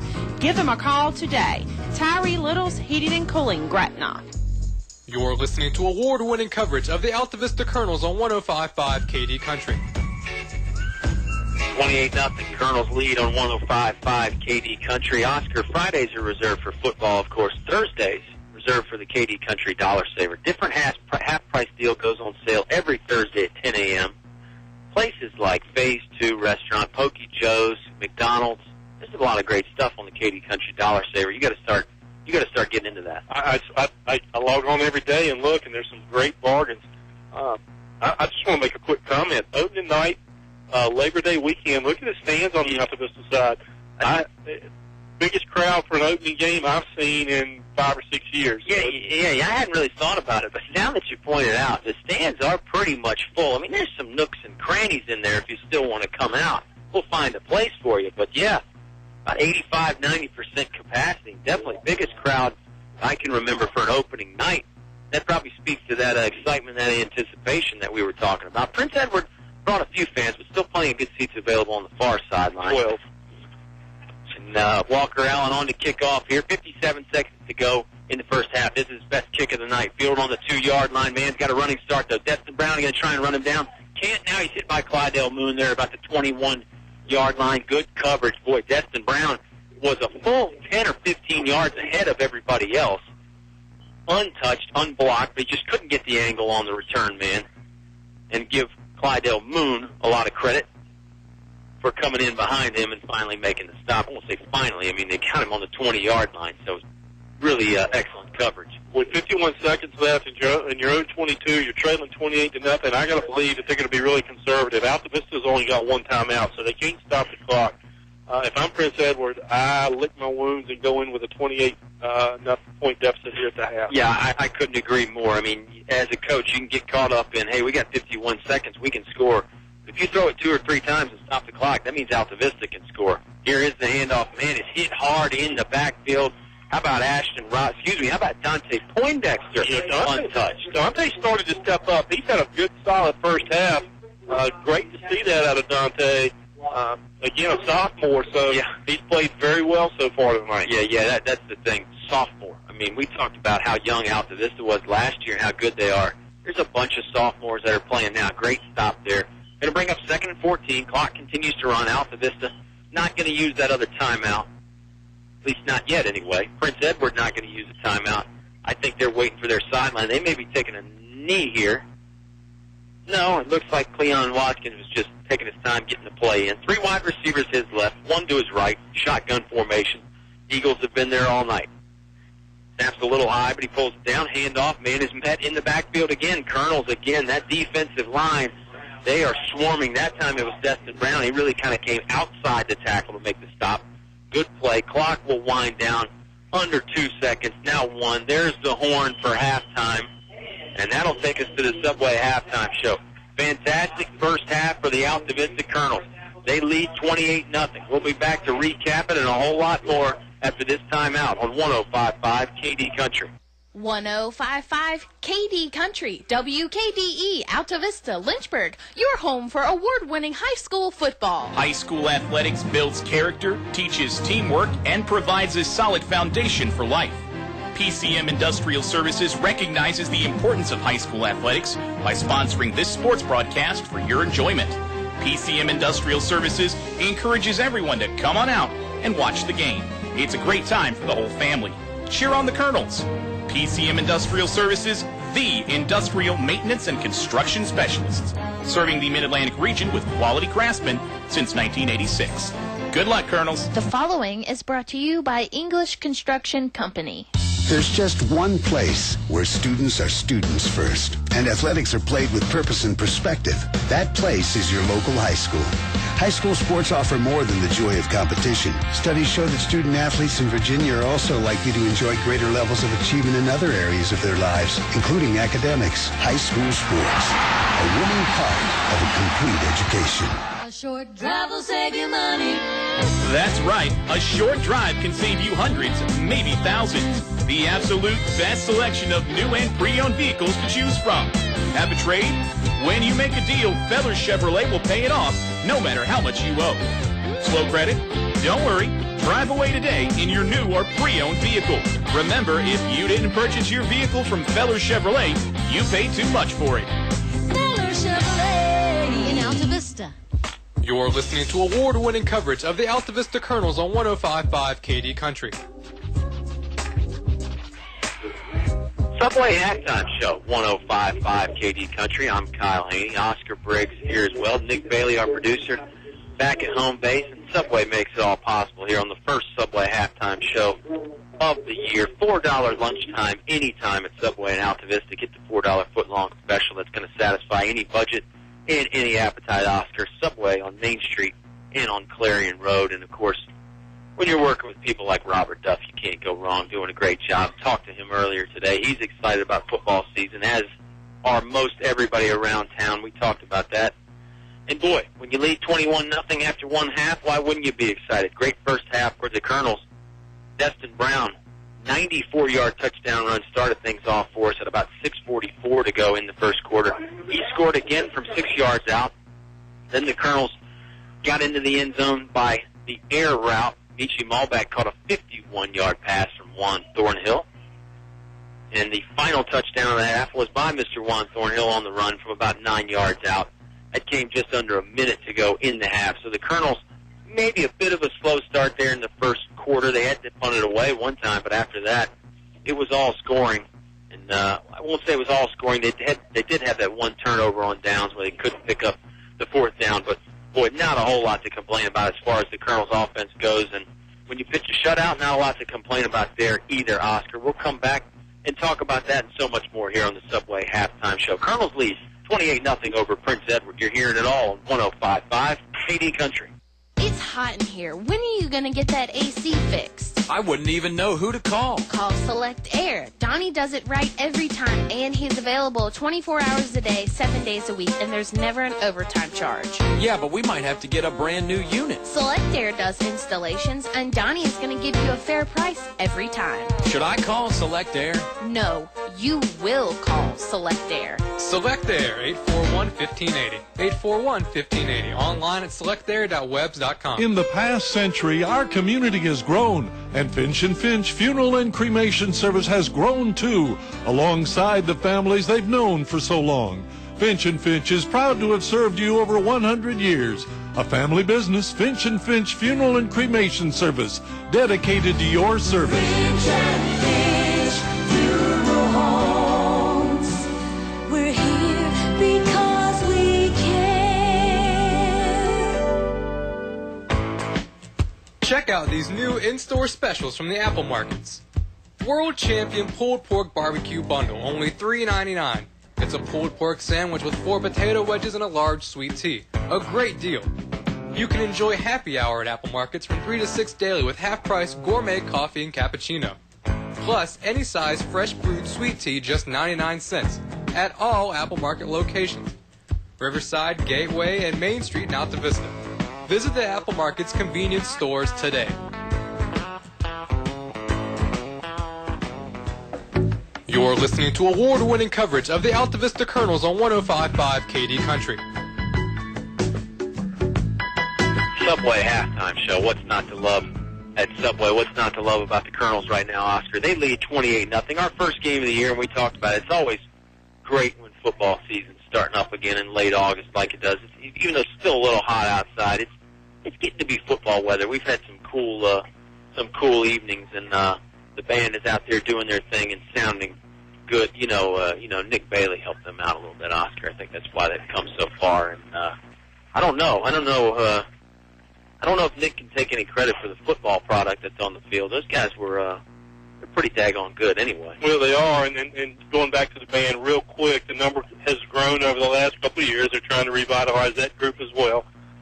They went incognito or dormant or whatever for a couple of years, but they're rebuilding that program as well. I like incognito. I like that. That's a great term. That's kind of how I try and live my life, actually. Colonels lead 28-0 on the Subway Halftime Show here. And, of course, we talked about the start of football season, Oscar. Why wouldn't you start the season right? Get Subway to cater your big game party or your fantasy draft. Call Robert at 369-2366. Big Sub, sandwich trays, cookie platters, Subway in Altavista. They're going to do it all right. 369-2366. A lot of big games on tomorrow, big games tonight. We'll talk about a few scores that we've got here as the night goes on. But, even some big college games Sunday and Monday as well. You got your fantasy draft going on. And, of course, we're the big golf fans. Now you can watch the first round of the tournament. Right, today. exactly. You can watch that. Started that today and finished up on Monday. Mickelson shot a little 63. It's Labor Day, too. So you got people over. I mean, you got to feed them. You got to make them happy. You know, if you go to a party, wouldn't you be pumped if you saw a big Subway sub sitting there? Wouldn't that get you fired up? Yeah, and one of the things that Robert has instituted with Subway is if you got a business and want to have a business lunch or whatever, he's got a little box lunch deal. Right. For like $4.50, you get a 6-inch sub, chips, cookie, and a drink. It's almost impossible to beat that, and it's ready for you. You go pick it up. They've got names on the boxes. We use them at work a lot. Yeah. And, that's just so convenient. Great job by Robert. He continues to support the community. He's involved in a lot of different things. So it's great to have those Subway involved like we do in this community. Yeah, you're absolutely right, and I think that's one thing about all our sponsors. They are community involved and community driven. You couldn't do it without those people. I know our broadcast would not be possible without those folks. I was talking to our good friend, my good friend and yours, Steven, today at El Cazador. You know, I know Oscar loves going there, but again, you can't eat Subway all the time. You got to go to El Cazador every once in a while, and Steven's the same way. He loves to help out the community. He loves it when people come in there after the football games. I think you'll find some happy Colonels in there tonight. They lead 28-0. I'm sure they wouldn't mind stretching this lead out a little bit, Oscar. I mean, you know, I talked about it while you were away there for a second. Colonels punted one time, and then they had the one turnover on downs. You know, the perfectionist in you probably thinks, hey, we should have scored those times too. Well, that's right. And again, they were a little bit tentative in the start, but started to hit their stride and were able to, you know, come up with 18 points in the first quarter and 10 in the second quarter. So overall, I think you got to be pleased. They haven't laid the ball on the ground, no interceptions. So again, if your coach Sharnis a little bit rusty and after banging on each other for 3 or 4 weeks, I think he's satisfied with that first half. Yeah, I would agree. I think he's satisfied. You know, again, every coach I think is a little bit of a perfectionist. They're going to want to clean some things up a little bit. Colonel's had 1 or 2 penalties in there that are probably not needed, but overall, yeah, I think you're right. Coach Sharnis has got to be pleased with the way things are going. We'll take another time out here and bring it back with one last segment of the Subway Halftime Show before we get the second half underway. Altavista Colonels lead 28-0. You're hearing it on 105.5 KD Country.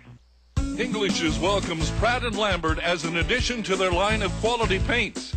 If a fall painting project is on your to-do list, English's features Pratt & Lambert lifetime warranty Red Seal exterior paints. Choose from hundreds of stunning, beautiful designer colors. Pratt & Lambert interior or exterior paints are value priced to save you money. Pratt & Lambert paints never compromise. English's is your complete home center.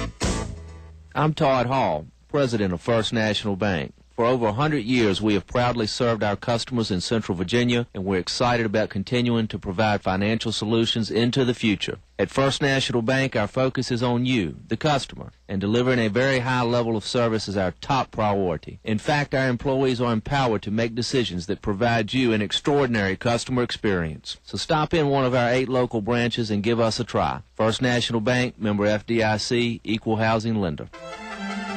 Try a variety of lunch specials priced under $4 at El Cazador Restaurant. The people that brought the first Mexican food to the area 13 years ago and still going strong 7 days a week. Come by for Mexican or American food, all reasonably priced with drink specials and great service too. Voted best Mexican restaurant by you, their customers. El Cazador Mexican Restaurant, Main Street in Altavista. El Cazador Mexican Restaurant thanks you for your loyalty and your business.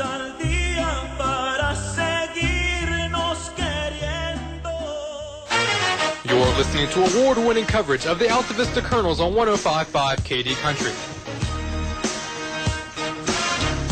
Subway Halftime Show continues on 105.5 KD Country. Having a great time with Nick Bailey. Having a great time with the Big O, Agent Zero, man of many nicknames, Oscar Briggs. And Oscar, I think you have compiled some halftime statistics for us. You're making technology work for you this year. It's worked so far. We'll see how long it holds up. Second quarter, Colonel's 91 yards on the ground, 48 through the air, total 139. Boy, big difference for Prince Edward. Loss of 50 yards on the ground, 31 through the air, total of minus 19 for that second quarter. So when you talk about the half, Colonels with 232 yards on the ground, 99 through the air, a total of 331 yards compiled.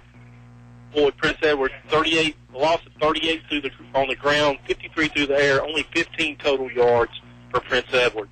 So 25 yards worth of penalties for the Colonels, only 15 for Prince Edward. All in all, a dominating performance when you look at the stats. Yeah, it really was. You know, Prince Edward gained a total of 34 there in that first quarter, which is not great, but it's okay, especially when you consider minus 19 in the second quarter. So the Altavista defense really tightened up. They're going to do the 50-50 drawing now, which has Oscar's interest extremely high right now. I believe he bought some of those 50-50 tickets. And don't forget about our streaming audio online, broadcasting from Central Virginia to the world online at kdcountry.com. Thanks to the Walmart in Altavista.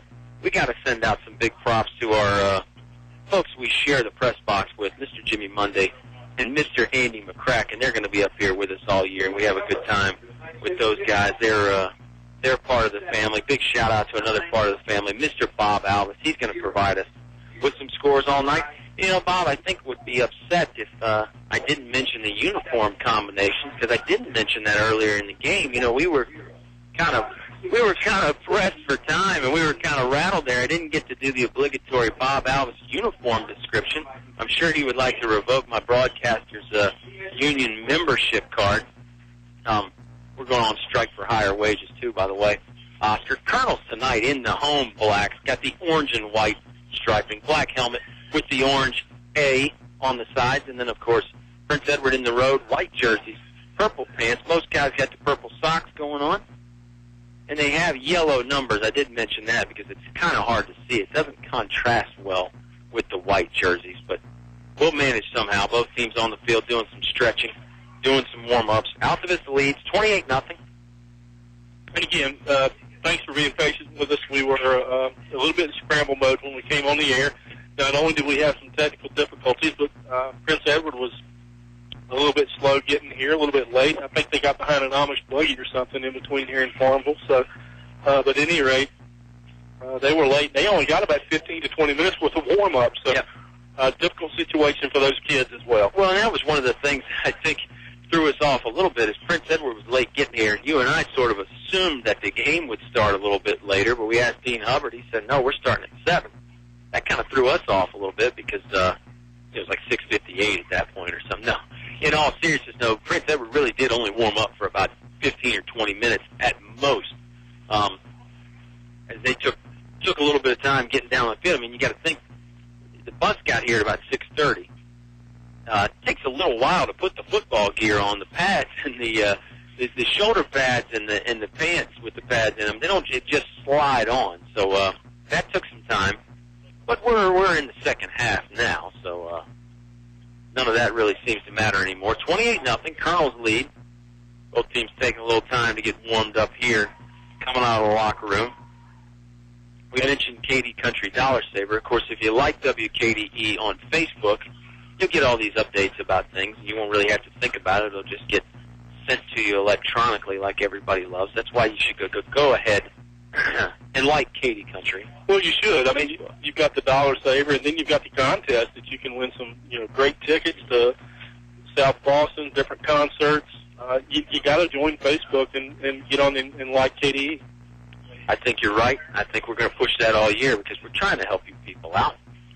And we know you Colonel fans love the updates. And, of course, that's another great thing.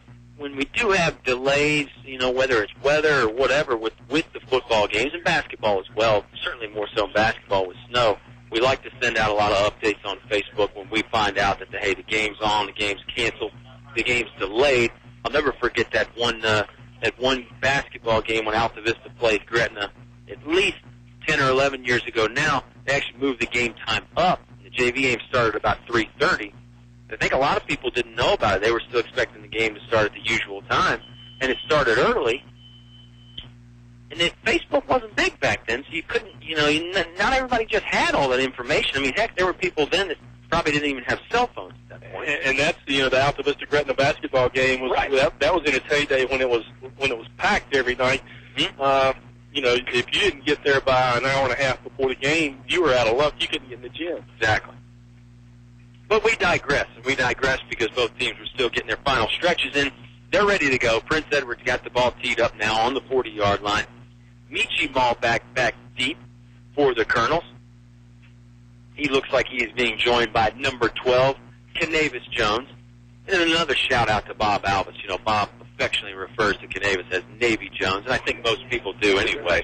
So either name is acceptable. It's kind of like Michi. It's kind of like Michi Malbeck. You can call him Dimitri and get away with it. Everybody just calls him Michi. Yeah, I ran into Navy's dad here at halftime, and he was reviewing tape that he had taken. He was real proud of his son so far. It's a nice performance, and he should be. Absolutely. Malbeck, a little bit of tough time handling this, but he'll get started on about the 10-yard line. Couple sidestep moves. Now he's going to get run down. It looked like Michi was looking downfield. The defense was closing on him. He couldn't figure out what he wanted to do. and he essentially gets brought down right where he fielded the football, right about the 10-yard line. So call it no gain if you want to on the return. Well, the Colonels will start on their own 10. Field position hadn't really bothered the Colonels very much tonight, so we'll see what happens here on this first drive of the second half. Well, it's one of those things that, Michi is explosive. Sometimes he makes those plays, and he makes them great, and sometimes he's not able to do it. That one, it's caught up with him, and Colonels start off in tough field position at their own 10. Yeah, and we'll talk about that explosiveness here in 1 second. Juan Thornhill's got a back right beside him and a back right behind him. Hard count, but I think they're going to get Altavista maybe jump there. It looked like Clay T. Gardner on that left tackle spot maybe got off a count too early. I'll say this about Michi. With the explosiveness and the athletic ability, you've got to take some of those plays where he loses yards or doesn't gain, because it's sort of like a home run hitter in baseball. Hey, you know he's going to strike out some, but he's also going to hit 40 or 50 home runs, so we'll put up with the strikeout. That's right. Michi's kind of like that in football. He's going to lose some yards sometimes. He's also going to break some long ones some other times. Thornhill going to hand it off to Destin Brown, and maybe Moon, actually. He's shaking up and gets it around the left side. Little or no gain here. I think they'll spot it back at the line of scrimmage. That was Claudell Moon, in fact, on the carry. Yeah, it was Claudell. He tried to bounce that outside. Nothing doing. Prince Edward closed. No gain on that play. They're even marking it. It looks like it might be a 1-yard loss. Yeah, I think they did step it back just a second. Navy Jones checking in the game. I think he may want to run the play in. Altavista doesn't really huddle a whole lot. Dante Poindexter checking out. True spread formation now for the Colonels. They've got 3 wide receivers at left side. Ball back in motion. There's the snap. They fake it to him. Thornhill going right side. He's going to follow some blockers. He's going to outrun one of his blockers. He's tracked down about the 12-yard line. Flag comes in late. This could either be a horse collar tackle or perhaps a face mask, because they did throw it right there where Juan went down. So I feel like it's something with the tackle there that they're going to penalize Prince Edward for. Yeah, it looked like that, although Michi was in the area. Yeah, it looks like it is face mask. They'll step this off against Prince Edward. Referee puts up the 5 signal.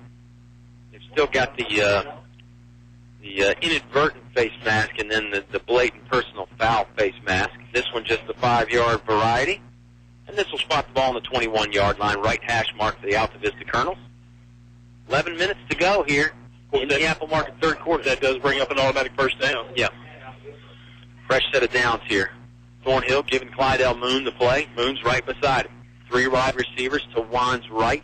Man in motion is Jones. Now they hand it to Clydell Moon. Moon stiff arms one guy, can't break out of the next tackle, and he's brought down in between the numbers in the sideline there for a small gain.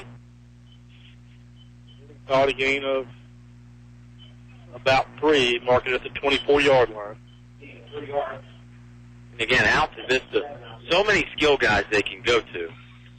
We've already seen Destin Brown with 2 touchdowns. We've seen Clydell Moon move the ball down the field very effectively from the running back spot.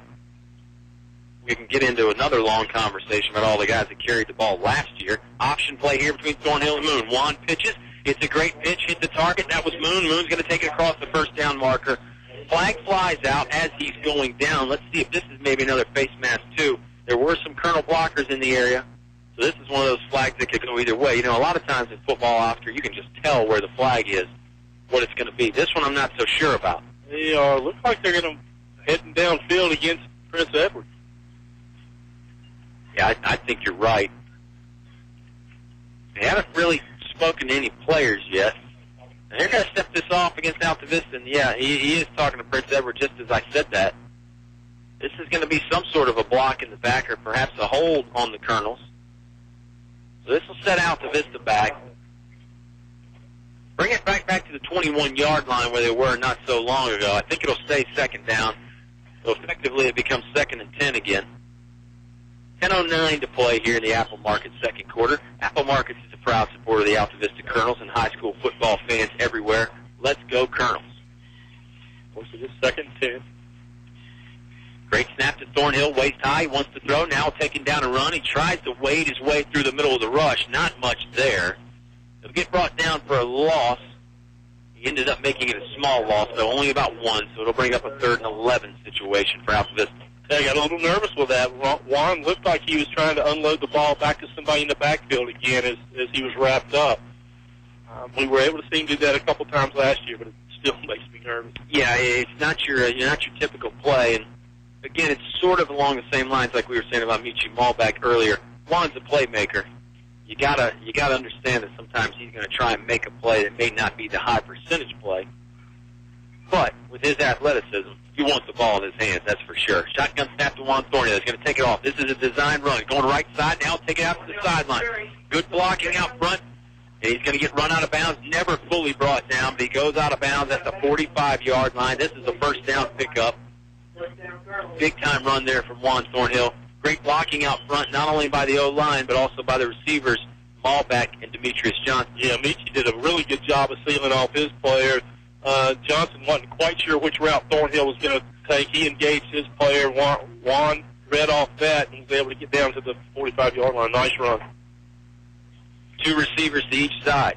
Thornhill's got Destin Brown in the backfield with him. Shotgun snap on the way from Brumfield. Another good one. Waist high. Juan wants to throw. Looking right sideline. He's got Malbeck. Malbeck goes up. Can't pull it in. If he did pull it in, he would have been out of bounds. Dean Hubbard had to scramble out of the way there on the sideline, but those legs still have some life in them. He was able to get out of the way before Malbeck came over there. Incomplete pass, and it'll bring up 2nd and 10. Yeah, Ty Gafford was an innocent bystander, too. He didn't move too quickly, but chuckle out of those guys. Well, they're like us. They're just working on their golf games at this point. There's no true athleticism in there anymore. Unlike the guys that are on the field, the Colonels and the Eagles, Altavista leads 28-0 if you joined us late. 2 Destin Brown running touchdowns early. Michi Malbeck caught a touchdown from Juan Thornhill, and then Juan ran one in. That's how we got to 28-0. Walker Allen did kick a field goal in there as well. Option play. Juan lost the handle for a moment. Now he really lost it. Ball's on the ground. He got it back. Give him credit for getting it back, but not a good play there for Altavista. It's going to be a loss of at least 5, maybe 6 or 7 when it's all said and done with the spot. Yeah. Again, Juan was take the pitch initially and then got engaged and was tried to pitch it again, and it wasn't there. Great job by Prince Edward on that play. Yeah, the penetration was there. I think the penetration got to Juan a little quicker than he thought. He thought he was going to have time to maybe fake it, then keep it. And I think he realized, I really better pitch this. And at that point, the football was on the ground. He did get it back, however. It'll bring up 3rd and long.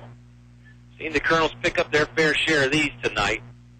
I don't think the down and distance really affects Juan Thornhill that much. They've eaten up 4 minutes off the clock here on this opening drive of the 3rd quarter. Juan's going to pass. Straight drop back. Got them all back over the middle. Broken up. Nice play right there by number 42. That's Denny Lowe Branch. Gets a hand in there. Good coverage from the linebacker. He had Michi momentarily, and the pass was not a bad one from Juan Thornhill. I think you just got to give all the credit to Branch there on the pass breakup. He was a little bit a little bit behind him, but it was still a good throw. Michi and the Prince Edward player got a little bit jawing at each other there. Imagine that. Altavista on to punt again. Walker Allen doing the duties here. Got a man back way deep on about the 23-yard line, and then another guy up shorter on the 36-yard line, that punt return formation that a lot of teams are doing now with a deep guy and then more of a shortstop kind of a guy. A center fielder and a shortstop. How about that? I'm still in baseball mode, It is August, Mr. Mundy liked that one. Long snap on the way here from Altavista. They're taking their time. Delay a game, possibly. Great snap. It's a line drive right to Allen, and the kick's even better. High hanging punt. This will get mishandled. Prince Edward still does not have a handle on it. Destin Brown was going for it. The Prince Edward return man finally did get it. Ball bounced on about the 20. He picks it up on the ground on the 13-yard line. He's hurt on the play. I can't tell if he's grabbing at his knee or his ankle, but he's in pain. Yeah. Well, that play was odd from the start. The punt hung up there in the air. I think it was a bit of a knuckleball, too, and it made it hard to field. He had to go back and get it, and when he was going back for that football, he came down on something wrong. We'll take a timeout. Altavista leading 28-0, 7:45 to go in the 3rd quarter on 105.5 KD Country. Apple Auto Glass is your windshield repair and replacement center in Lynchburg. You get a free car wash with all windshields replaced in the shop. Apple Auto Glass wants the fans to enjoy the boys of fall this high school football season. When I feel that chill, smell that fresh cut grass, I'm back in my helmet, cleats, and shoulder pad. Kings of the school, man, where the boys of fall. Apple Auto Glass salutes the boys of fall. You're listening to award-winning coverage of the Altavista Colonels on 105.5 KD Country. 28-0, the Altavista Colonels lead as the press box discussing the subtle nuances of sports nutrition, Oscar. And Andy McCracken is a crack expert on that. His wife Maria has certainly helped me in my quest to get in better shape, but Andy not so much. Well, none of us, I don't think, are up for our doctorate degree. We're not giving a dissertation anytime soon. Colonel's still hanging out. Injury time out. The return man's still in the field for Prince Edward. That's why we've got a little bit of time to banter here, and that's always a good time as the Altavista Colonels leading 28-0. They've had a pretty good time. We mentioned Bob Alvis hooking us up with some score updates. Let's tell you a little bit about it right now. Some of the local games going on at halftime. Gretna Hawks were leading Brookville 21-13. Appomattox up 12-6 on Buckingham. Dan River was up big on BY 42-0 at last check. Chatham Cavaliers were up big on Hargrave 35-0. So your alma mater down there at Hargrave doesn't look like they're going to pull off the upset against the Cavaliers tonight. Oscar. Rutsburg up 7-3 on Tunstall. And Heritage was up very big at halftime. 63-0 in fact at halftime, where the Pioneers up on Patrick County. Of course, EC Glass actually played last night, starting off the entire first game in the entire state there as they fall to Harrisonburg. Very close game right there. And we mentioned the Colonel scrimmaged Glass last week. So a quality football team there, coached by our old friend Ben Martin, who used to coach at Appomattox. He was also an assistant coach here at Altavista not so long ago. So some connections there. Still in the injury timeout. It looks like number 4. I don't know if there's another number along with that or not. No, it looks like there's another digit on that jersey, isn't there? it's hard to tell with these numbers. It is. 4 was Delquan Bigelow. We saw him make some good plays earlier. I don't think that's him, though. I think there's another digit there, so I think it would either be 44, 48, or 42. Boy, this never happens on an ESPN broadcast. They just know what number it was. They have spotters. They have spotters. 7:45 to go here in the Apple Market third quarter. Don't forget to stop by the Main Street Gateway or Riverside Apple Markets after the game to pick up everything you'll need to make your weekend perfect, Oscar. We already talked about a bunch of big football games this weekend. Prince Edward got the offense back on the field, and we're ready to go. They trail 28-0. Here comes the snap on 1st and 10. Slant pass over the middle, knocked away. Looked like Demetrius Johnson was the one that got his hand in there on the pass breakup, so that's incomplete. It'll bring up 2nd down. They tried that little slant play again, and Demetrius got his big hands up in there and was able to knock that ball down. And that's frustrating for a quarterback. You know, it's not just the rush. It's even when you have time to throw. The Colonel defenders get a hand in there. So, I mean, really, frustrating is probably the best way to describe it. Well, Demetrius and Darius are listed at 6'3", but with their wingspan, it's closer to 6'5". Right. And, you know, we saw it in basketball. They stick those arms out. They are long. Yeah, and they're not slow either. There's the handoff here, running play. It looks like number 3, Anthony Walker, has it. He'll get cut down after about a gain of 1. Had some room to run there, but Altavista closed quickly. It looked like Juan Thornhill on the tackle. That's who it was. Another one of those low hits, and was able to cut his legs out from under it. Yeah, Juan really, I mean, as good as he was at quarterback last year, and he definitely had the numbers to back it up, he was that good and possibly even better at his safety spot last year. He was first-team all-region on both, offense and defense, and that just speaks volumes as to his athleticism, his football knowledge as well. Oh, yeah, it's the combination. I mean, it's the athleticism, the speed, and the quickness, and then the football IQ. I mean, he understands angles and that sort of thing, and he thinks like a back because he is a good back. He knows where the hole's at, and more often than not, he meets the ball carrier in it. Juan couldn't make the tackle there, although he slowed him down. Ball carrier finally getting cut down by Canavis Jones on the right sideline, close to the first down marker. We may see our first measurement of the year on this one, Oscar. That was a 3rd and 9 play, and he's close to it. They're going to mark that at the 23, and you're right. It's going to be close.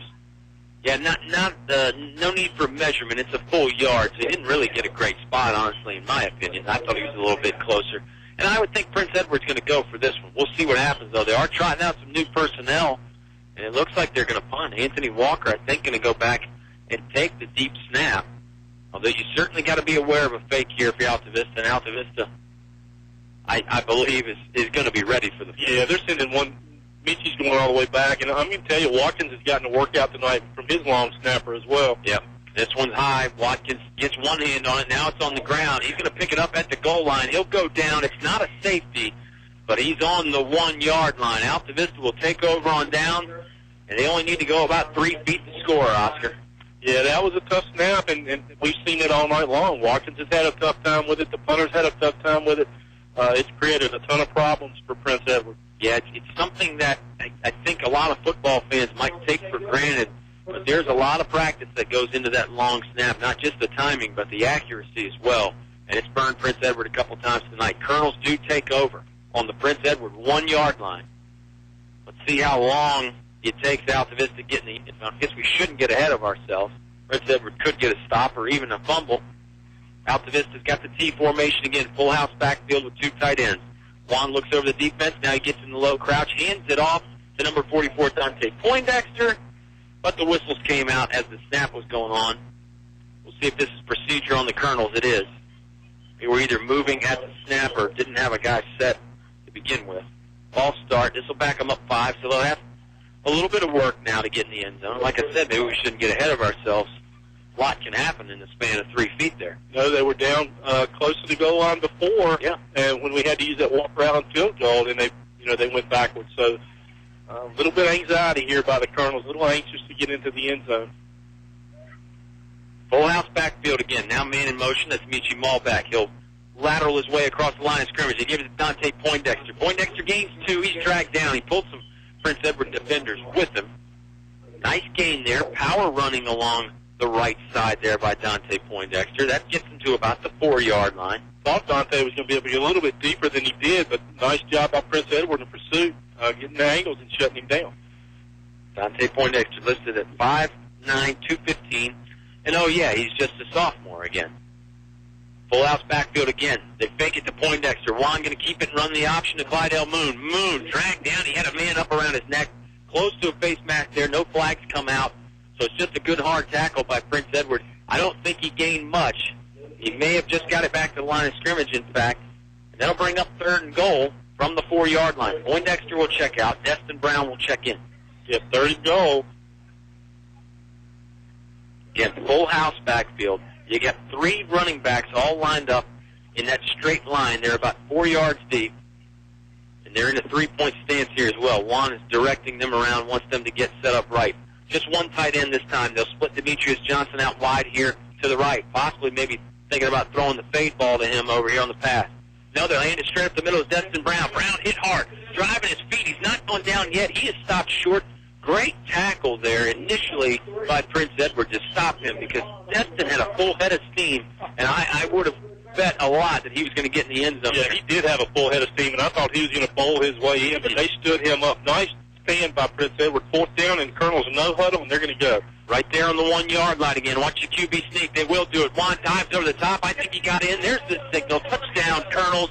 Juan Thornhill on his 2nd rushing touchdown of the night. Smart play. They lined up quick. Didn't give Prince Edward a chance to make any adjustments on defense.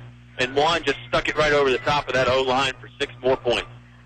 Nice job by the Colonels on the turnout, really on the muffed snap. Yeah. It took about a minute and a half to score from 1 yard line. Went backwards a little bit at the beginning, but again, nice touchdown by Juan. And they kept it interesting for this big crowd anyway. Walker Allen going to be on to try the kick. You got another player down. I believe this is an Altavista Colonel who's down right now. It looks like they're just stretching out a hamstring. Hopefully that's all it is. Juan's 2nd rushing touchdown of the night makes it 34-0. Extra point pending here after the injury. We'll wait and take our time out after the extra point. Colonels took over, like we said, after a high snap from Prince Edward on a 4th down punting situation. Took them a few plays to get in, but they finally do. And if you just joined us late, it was 21-0 at halftime thanks to 2 Destin Brown rushing touchdowns. Thornhill threw them all back for a passing touchdown, and Thornhill ran in a touchdown of his own. There was a Walker-Allen field goal in the first half as well. And the Colonels defense pitched a shutout in the first half, and they still got it going right now. You said 34, Colonels lead 34-0, 4:31 remaining here in the third quarter. And again, really the third significant injury timeout we've had tonight.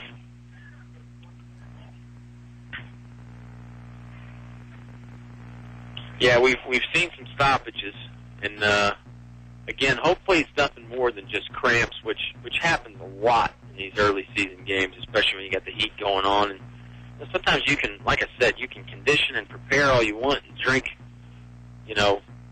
water till you think you're going to become a swimming pool, and you still catch a cramp. There's just nothing you can do about it. Some guys are just predisposed, if you will, to catch those cramps. Well, and the hydration has to start 24, 36 hours before game time. You got to be that, far in advance. If you wait till game day, it's too late. Right. That's a great point. And I'm sure that, with the trainers that they have at both facilities, both high schools, I know Angela Emerson and Coach Sean has stressed that here. But you never know when the kids get home what they're going to do. Right. That's right. And we already discussed cheeseburger and Pepsi is probably not the best way to hydrate before a game. But, hey, I like them, too. They're hard to turn down, that's for sure. This injury timeout taking a little longer than we thought, so we'll take a timeout as well and bring it back. Altavista leading 34-0. Extra point on the way from Walker-Allen after this timeout on 105.5 KD Country. Stay cool in the summer and warm in the winter. Tyree Little's Heating and Cooling, on the ready to keep you comfortable year-round. Locally owned and operated, just a call away with over 20 years experience. Licensed and bonded, Tyree Little's Heating and Cooling, specializing in heating, air, plumbing, and electrical. Any season, anytime. Tyree Little's Heating and Cooling, keeping you cool in the summer and warm in the winter. Give them a call today. Tyree Little's Heating and Cooling, Gretna. English Construction Company has been in the building business since 1932, so it's only natural that they appreciate the building process. They recognize the fact that organized sports programs build character as well as bodies and minds. They know that high school sports build our youth into more well-rounded and more productive adults. English Construction Company is proud to be a sponsor of high school sports and salute all athletes, coaches, and teachers. A word of praise and encouragement from English Construction Company with offices in Lynchburg, Virginia. You're listening to award-winning coverage of the Altavista Colonels on 105.5 KD Country. Back here from English Stadium in Altavista. Colonels leading 34-0, 4:31 to go in the Apple Market third quarter. Of course, you can hear about those specials all game long during the breaks. It was Juan Thornhill down during the injury timeout. He's getting helped off the field this time. He just scored the 1-yard rushing TD. Never what you want to see. You don't want to see anybody hurt, but particularly you don't want to see your starting quarterback and starting safety hurt.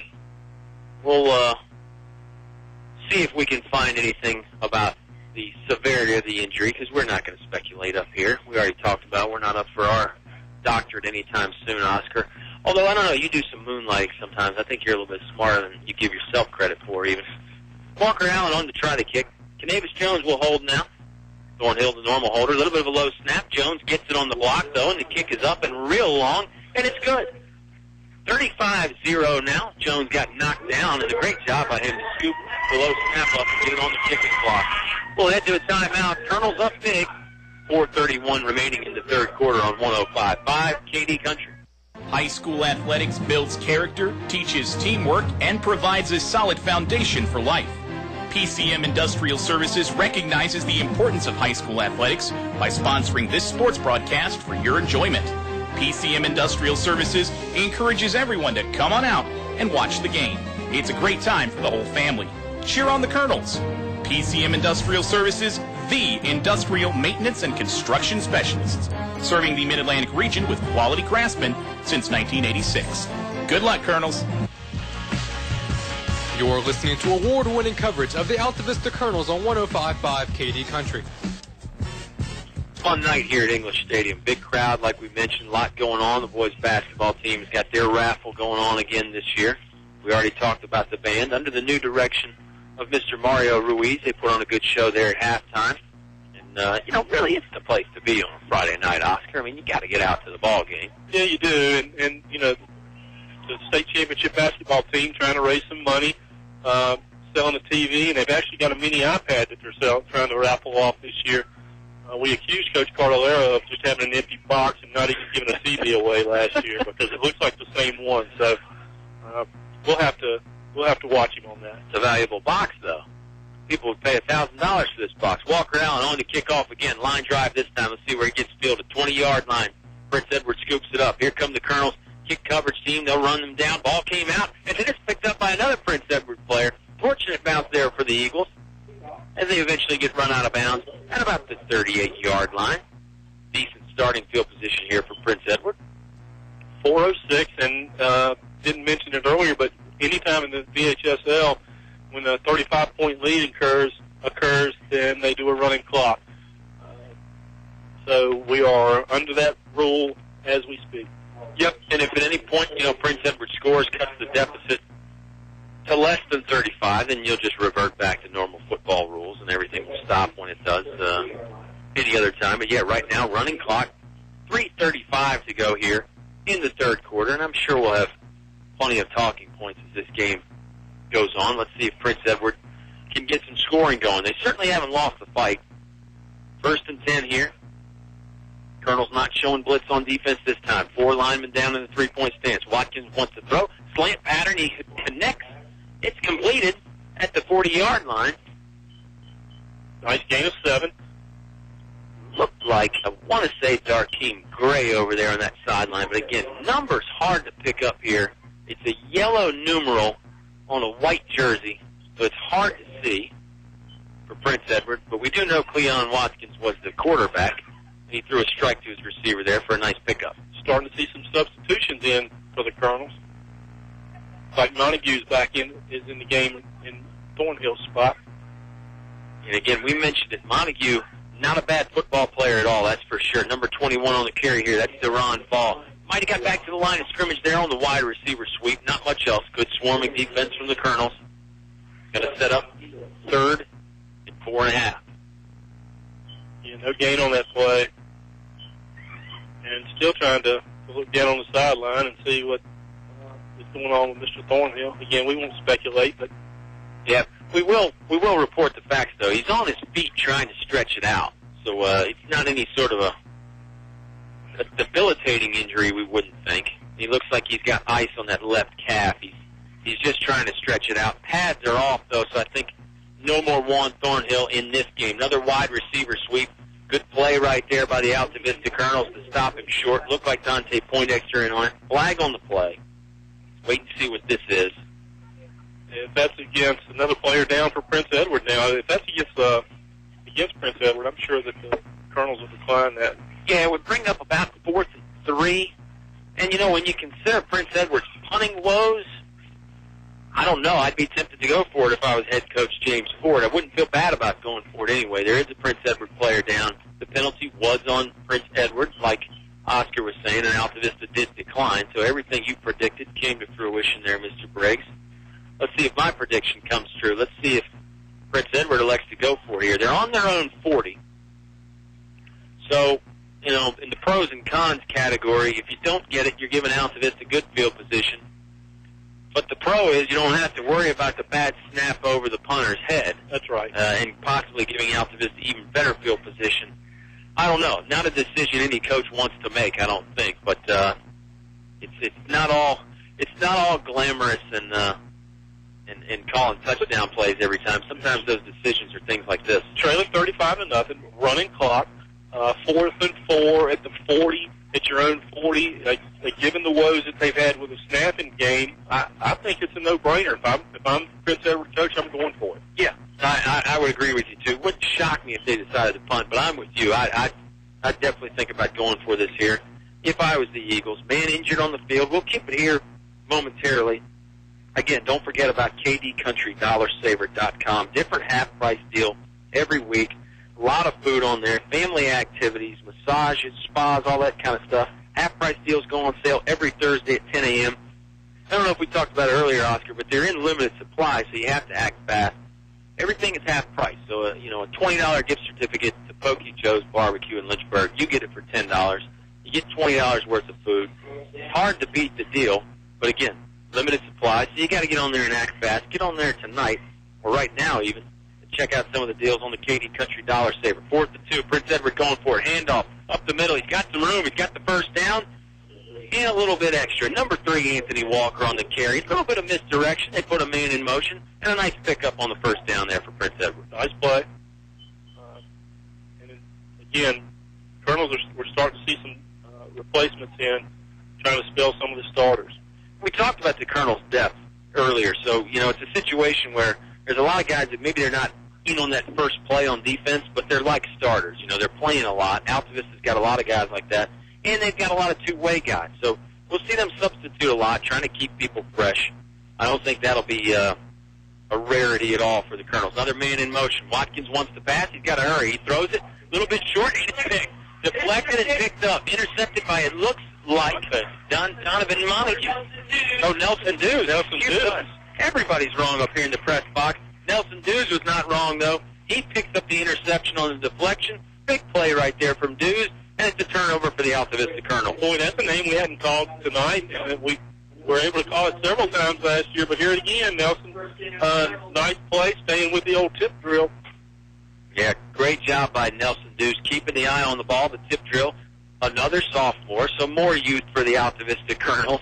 And Dews was one of those guys that came up late in basketball season as well and got a taste of that postseason championship action. Sure, he'd love to get another taste of that in football here. He got a taste of the interception. Colonels take over on the Prince Edward 39. Handoff goes to Jacob Hawkins. Going to try the left side here, right around the pulling guard. He'll pick up a gain of 4 or 5. Jacob Hawkins was another one of those guys that got a lot of carries in the backfield last year. A good lead blocker as well, too, when they went to that two-back set. But Jacob Hawkins can run the ball as well. And that'll end the third quarter. Colonels leading 35-0. Stay tuned. We got one more great quarter left here on 105.5 KD Country. Tonight's game is brought to you by the KD Country Sports Club, including Sharky's Pest Control and Hurt. Let Tony take a bite out of your pest control needs. Doing business the old-fashioned way to keep you coming back. Shop at Main Street Trading Company Consignment in Altavista, where quality and affordability go hand in hand. El Cerrito Mexican Restaurant, Altavista. Throw on a sombrero, shake your maracas. It's El Cerrito time. Authentic Mexican cuisine only at El Cerrito. Diane's Hair Creations in Altavista, creating hairstyles for every lifestyle. 283-1111, 283-1111. Aubrey Rosser Law Firm, Altavista, first choice for any and all legal advice. Services go way beyond court trials and settlements. Steve Farmer Auto Sales, where there's always a good selection of cars, trucks, SUVs, priced right, financing available. Steve Farmer Auto Sales, 1110 Main Street, Altavista.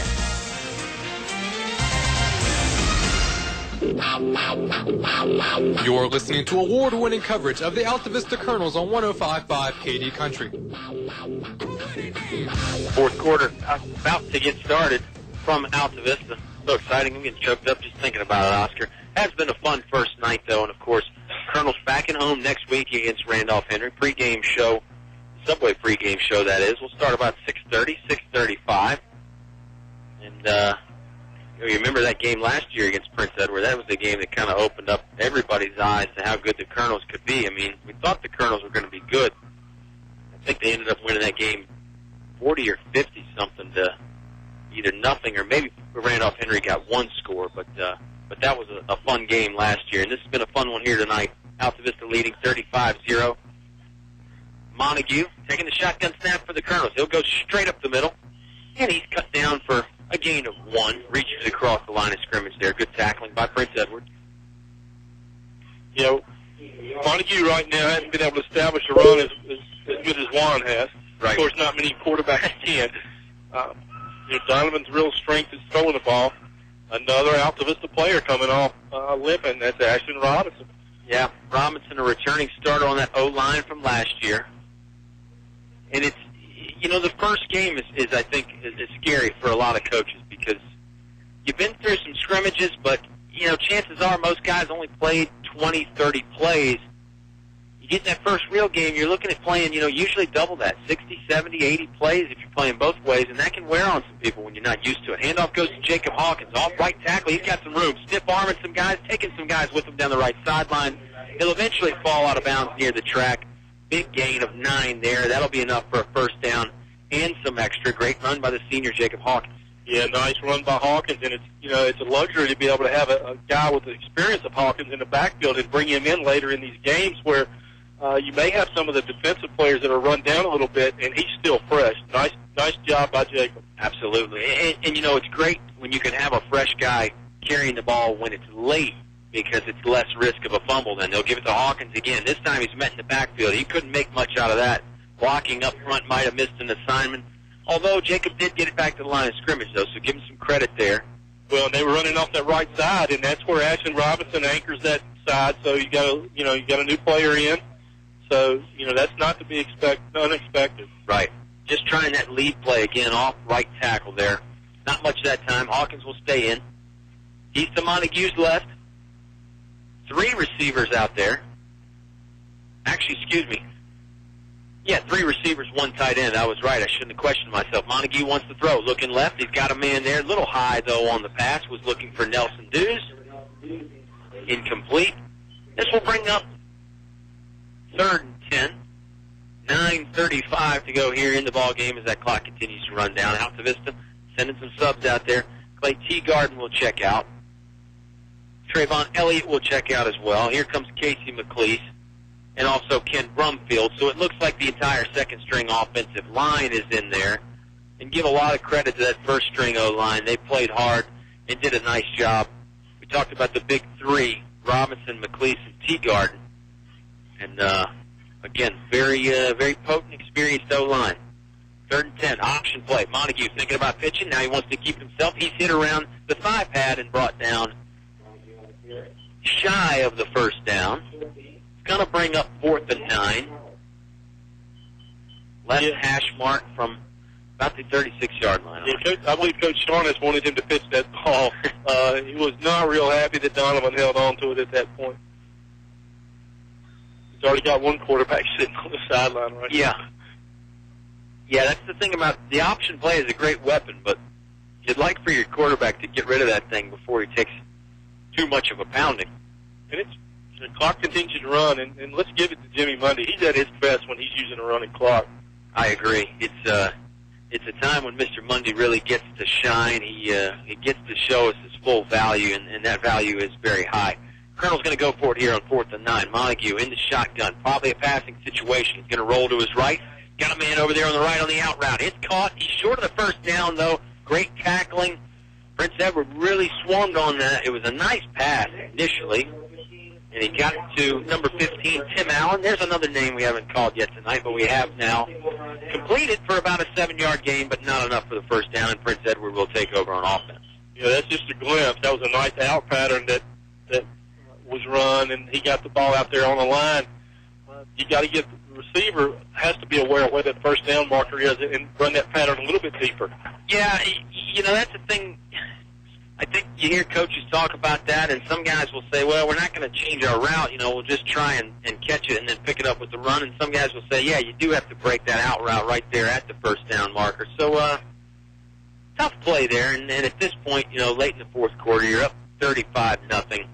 Maybe that changes the situation a little bit, too, as far as your play calling goes. Fake there. Watkins will keep it himself. A little hesitation moving, and he's brought down the left sideline. I think you're going to get a late hit here. A few Colonels got overzealous. Or maybe they just didn't let go when he was out of bounds. I think this will go against Altavista here on that far sideline. Clock will stop here because of the penalty discussion. I think this is going to be a personal foul on the Altavista Colonels. It would have gone for about a 5-yard pickup. This will tack on a little bit extra. And again, nothing malicious over there. I think just a few Colonels didn't know when to let go along that far sideline there. And Coach Sharness just actually got a sideline warning. Okay. Interesting.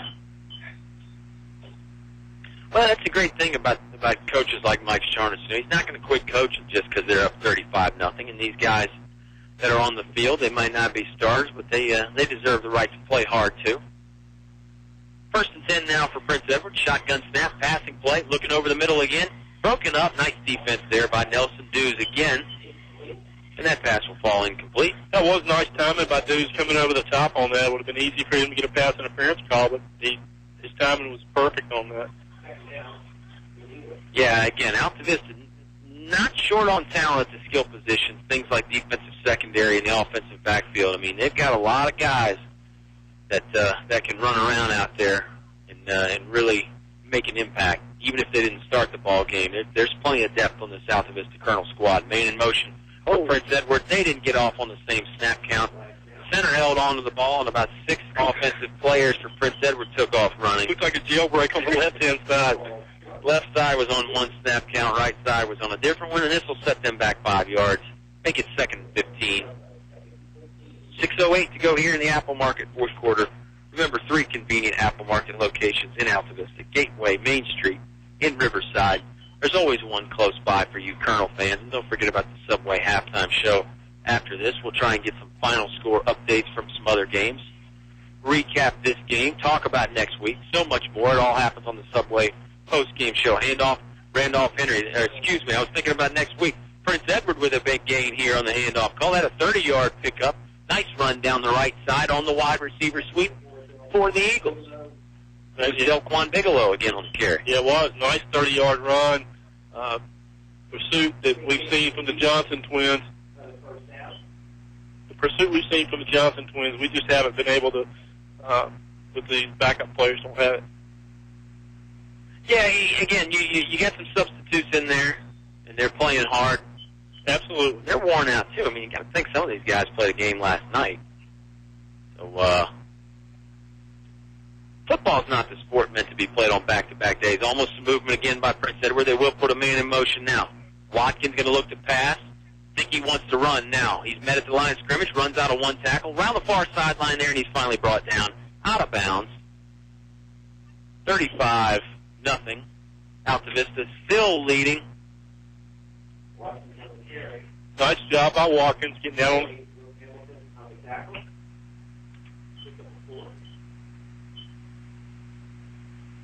4:32 to go in the game. I'm sorry. We're all discombobulated here, Oscar. That's where we keep you around here. all kind of things going on up here in the press. You're like quality control for KD Country. Maybe that's Nick Bailey back at home base, actually. Probably more likely the latter situation. Watkins wants to throw. Going down left sideline. He's got a man. It's tipped. And then it's dropped.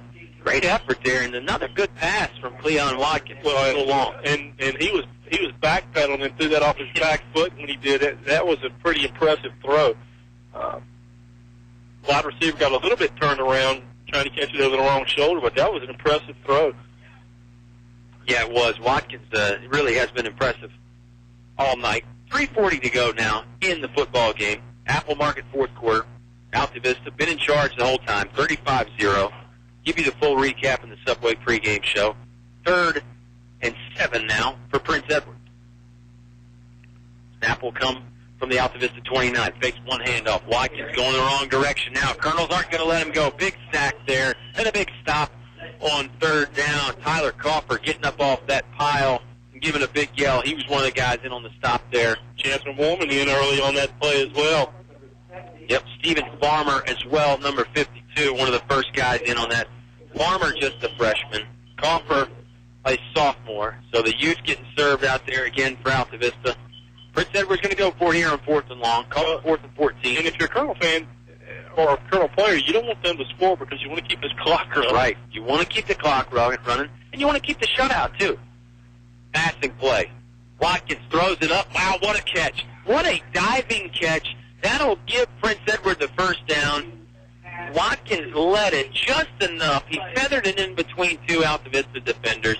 Let's see if we can get a number on the great catch. The receiver that did catch it is down on the ground. That's why we haven't been able to see his number yet. Another injury here. Well, that was such a great throw. Nelson Dews made a break on the ball and dove for it, and it was just out of his fingertip. Yeah. Out of his reach with the fingertips. But he made a great play on the ball. He just wasn't able to get to it. The pass was so good. It really was. That was the old, he put it where only his guy could catch it. And he put it where only his guy could make a diving catch, too. I mean, that's how tight of a window it was that Cleon Watkins threw it to. And he feathered it right through that window. Man is down. The guy that made the catch is down. Really want to identify that guy because it was a super catch. 238, Cal, 35, zip. Colonels still lead, obviously. Yeah. Let's take one quick timeout here during the injury timeout. 30-second timeout. Colonels lead big, 35-0. Back after 30 seconds here on 105.5 KD Country. A short drive will save you money. That's right. A short drive can save you hundreds, maybe thousands. The absolute best selection of new and pre-owned vehicles to choose from. Have a trade? When you make a deal, Feller Chevrolet will pay it off, no matter how much you owe. Slow credit? Don't worry.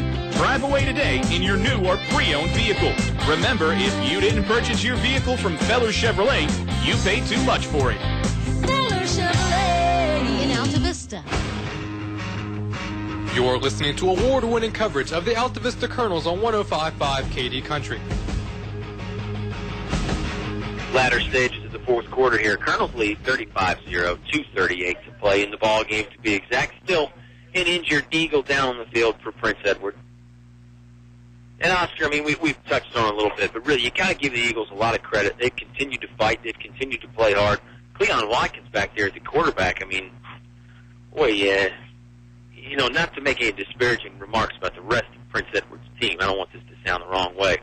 But you throw Cleon Watkins on some other ball clubs, and it's kind of scary to think about the things that he can do. We're fortunate in the Dogwood that we've seen the caliber quarterbacks that we have. You still got Rosser, Thornhill. You put the surrounding cast around Watkins, and you know he's in that conversation. I agree. I mean, he can throw, he can run. Like I said, he's had to make a lot of plays on the run, so sometimes that's tough. And here's the man finally getting up. It's number 5, DJ Williams. We've called his name a few times. He made the great diving catch. Something else we haven't touched on, Oscars, we got another Colonel connection over there on the Prince Edward sideline. Mr. John Pruitt is an assistant coach for Prince Edward, and you Colonel fans might remember John Pruitt from his playing days here at Altavista. Great basketball player, great baseball player as well. Bob Alvis used to call him Big Game John Pruitt because it seemed like he'd always hit a shot going down the stretch of a big game to help Coach Mike Carlero's squad, and he was one of those JV call-ups late in the season, too, that a lot of times the JV guys are just kind of there for show. They're kind of the window dressing, but John Pruitt got in one of those games and hit a big shot in regionals one year after he played JV all year. Playback going again here for Prince Edward. It looks like they're in the end zone. Touchdown. Cleon Watkins on the pass to number 42. Denny Lowe Branch there. Touchdown. We'll call it a 9-yard strike. So the shutout is gone for the Altavista Colonels, and that's not going to make anybody happy, Colonel fans or Colonel players, Colonel coaches, but give Prince Edward all the credit there. They kept playing hard. They really did deserve to get in the end zone after some of those great plays that he made there on that drive. Well, the Colonels were up 28-0 at the half, so Prince Edward has fought well in the second half. That's a great point. I mean, and I'm sure that's something that Coach Sharnis, I don't want to speak for him, but I feel like I know him well enough. He's going to mention that and say, hey, we can't let up in the second half. I mean, I know we had the game pretty much in hand, but we've got to keep scoring. We've got to try and score as much as possible. Extra point up and good on the extra point. And that makes it 35-7. Another quick timeout here, then the kickoff to follow. Altavista leading 35-7 on 105.5 KD Country. It's hot in here. When are you going to get that AC fixed? I wouldn't even know who to call. Call Select Air. Donnie does it right every time, and he's available 24 hours a day, 7 days a week, and there's never an overtime charge. Yeah, but we might have to get a brand new unit. Select Air does installations, and Donnie is going to give you a fair price every time. Should I call Select Air? No, you will call Select Air. Select Air, 841-1580. 841-1580. Online at selectair.webs.com. You're listening to award-winning coverage of the Altavista Colonels on 105.5 KD Country. 2:24 remaining from English Stadium. Colonels lead 35-7 over the visiting Prince Edward Eagles. Again, Randolph Henry coming to town next week. We'll preview that a little bit more thoroughly in the Subway pregame show. Talk about that. Subway postgame show tonight, Subway pregame show next week, of course. Putting the finishing touches on this one. Little under 2.5 minutes to go. I would think Altavista is not just going to take the kneel down, Oscar, but I would think they'll probably just run it 3 times and see where the clock is at that point. If you break one long, then great. Canavis Jones taking his time on picking that one up. He was almost in the end zone. Now he's going to try left sideline. He runs out of one tackle, can't run out of the second one. brought down at about the 9-yard line, so not a great return there for Altavista. And, boy, if there is one negative you want to talk about, some of those kickoff returns could probably use some polishing up for the Colonels. Yeah, and watching Coach Sharness on that play, as you alluded to earlier, getting a little bit sloppy here late in the game. He's going to want to tighten that up, and they may pay for that in some of the practice here in the next week. Yeah, I mean, again, we talk about you got your playmakers back there deep. You want to give them the liberty to, dance a little bit and make some moves if they think that's going to get them open. But at some point, you got to pick the ball up and get going downfield too. I mean, you can't run east to west all night.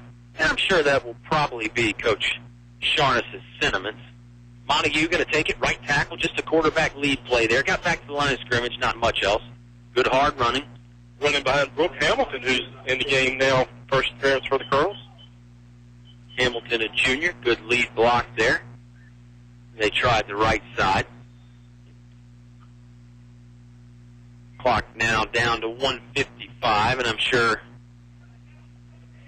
Altavista will get with the officials and find out, hey, how long can we run down the play clock? Let's run it down to about 3 or 2 seconds before we finally do snap it. Shotgun formation again. Looks like Hamilton right behind Montague in the pistol set. 2 receivers each side. There's the snap. Flag comes out. I think Prince Edward got a player on late. This flag was thrown by somebody in the backfield. I think Prince Edward might have just had too many players. 12 players is the indication. This will give Altavista 5 free yards. And they get to run the clock down a little bit more as well. I think at this point, not really trying to score, just trying to get to that final whistle. Again, if you break one long, you do score. It's not going to disappoint Coach Sharness at all, but not trying to score here, probably not. I mean, I don't want to say you're not trying to score. I think you're trying to score on every play, but you're not going to have your feelings hurt if you don't score again. No, I think they're trying to run the clock now at this point. Yeah. Shotgun snap. They hand it off to Hamilton. Hamilton meets some resistance, trying to drive those feet. Ends up being a big scrum there at about the line of scrimmage. Hamilton goes down for about a gain on the progress. This will run it under a minute now. Colonel should be able to snap this third down play with about 40 seconds to go, maybe even a little less than that. I think you get it, yeah. And then you run the play. Figure your play is going to take probably at least 5 or 10 seconds, hopefully. And that'll bring us to the end of the game. Won't have to run a fourth down play. Is a timeout on the field now. Let's keep it here just for a second, Oscar. Other than that, maybe that kickoff return team like we talked about, what else you see that maybe might burn the Colonels down the road, or not burn them, but things that they maybe need to address? Well, I think, the big question, one of the big questions tonight was coming in with the offensive line. I think you got to be pleased with that. I think the kicking game, both sides, Walker was a little bit rusty early, didn't convert on the first couple that he tried, so I think that's got to be tightened up. Overall, I give, if I'm Coach Sharness, I give him a B for tonight.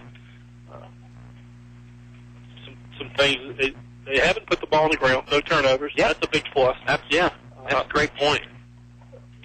They've really contained a very good quarterback.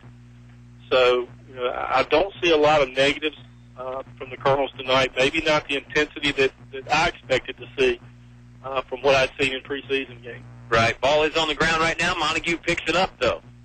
Now he's breaking down the middle of the field. He's got some run, cuts it back to the left. He's got a few blockers out there, going to slow down and try to get him to join him. He'll get brought down after a big gain, brings it all the way down to the 39-yard line. Big pickup there on the busted play, if you will. Football was on the turf momentarily, but Montague scooped it up and took it, made it into a positive. Nice play right there. That'll do it. Altavista doesn't have, 45 seconds left. They do probably have to line up and take a knee or at least run the ball one more time. Nice run by Montague. The old Stabler rule would have been effective in the NFL. Yeah. When that ball hits the turf, it's amazing how many times it ends up working out for the offense. I guess just because it throws the defense off. Maybe they get out of their lanes, forget about their assignments, just go after the football. Gain of 45 for Donovan on that play. Yeah, big gain right there. That'll help Altavista's rushing stats in the second half, because they didn't have a whole lot of offensive yards in the second half. But we'll get to that in the Subway post-game show. Here comes Montague under center, There's the kneel down. And that is going to do it. Altavista won't have to run another play. They're going to win this Week 1 battle against Prince Edward. Colonels go to 1-0. It's a 35-7 victory. We're back to recap and so much more on the Subway Postgame Show. Colonels win big on 105.5 KD Country.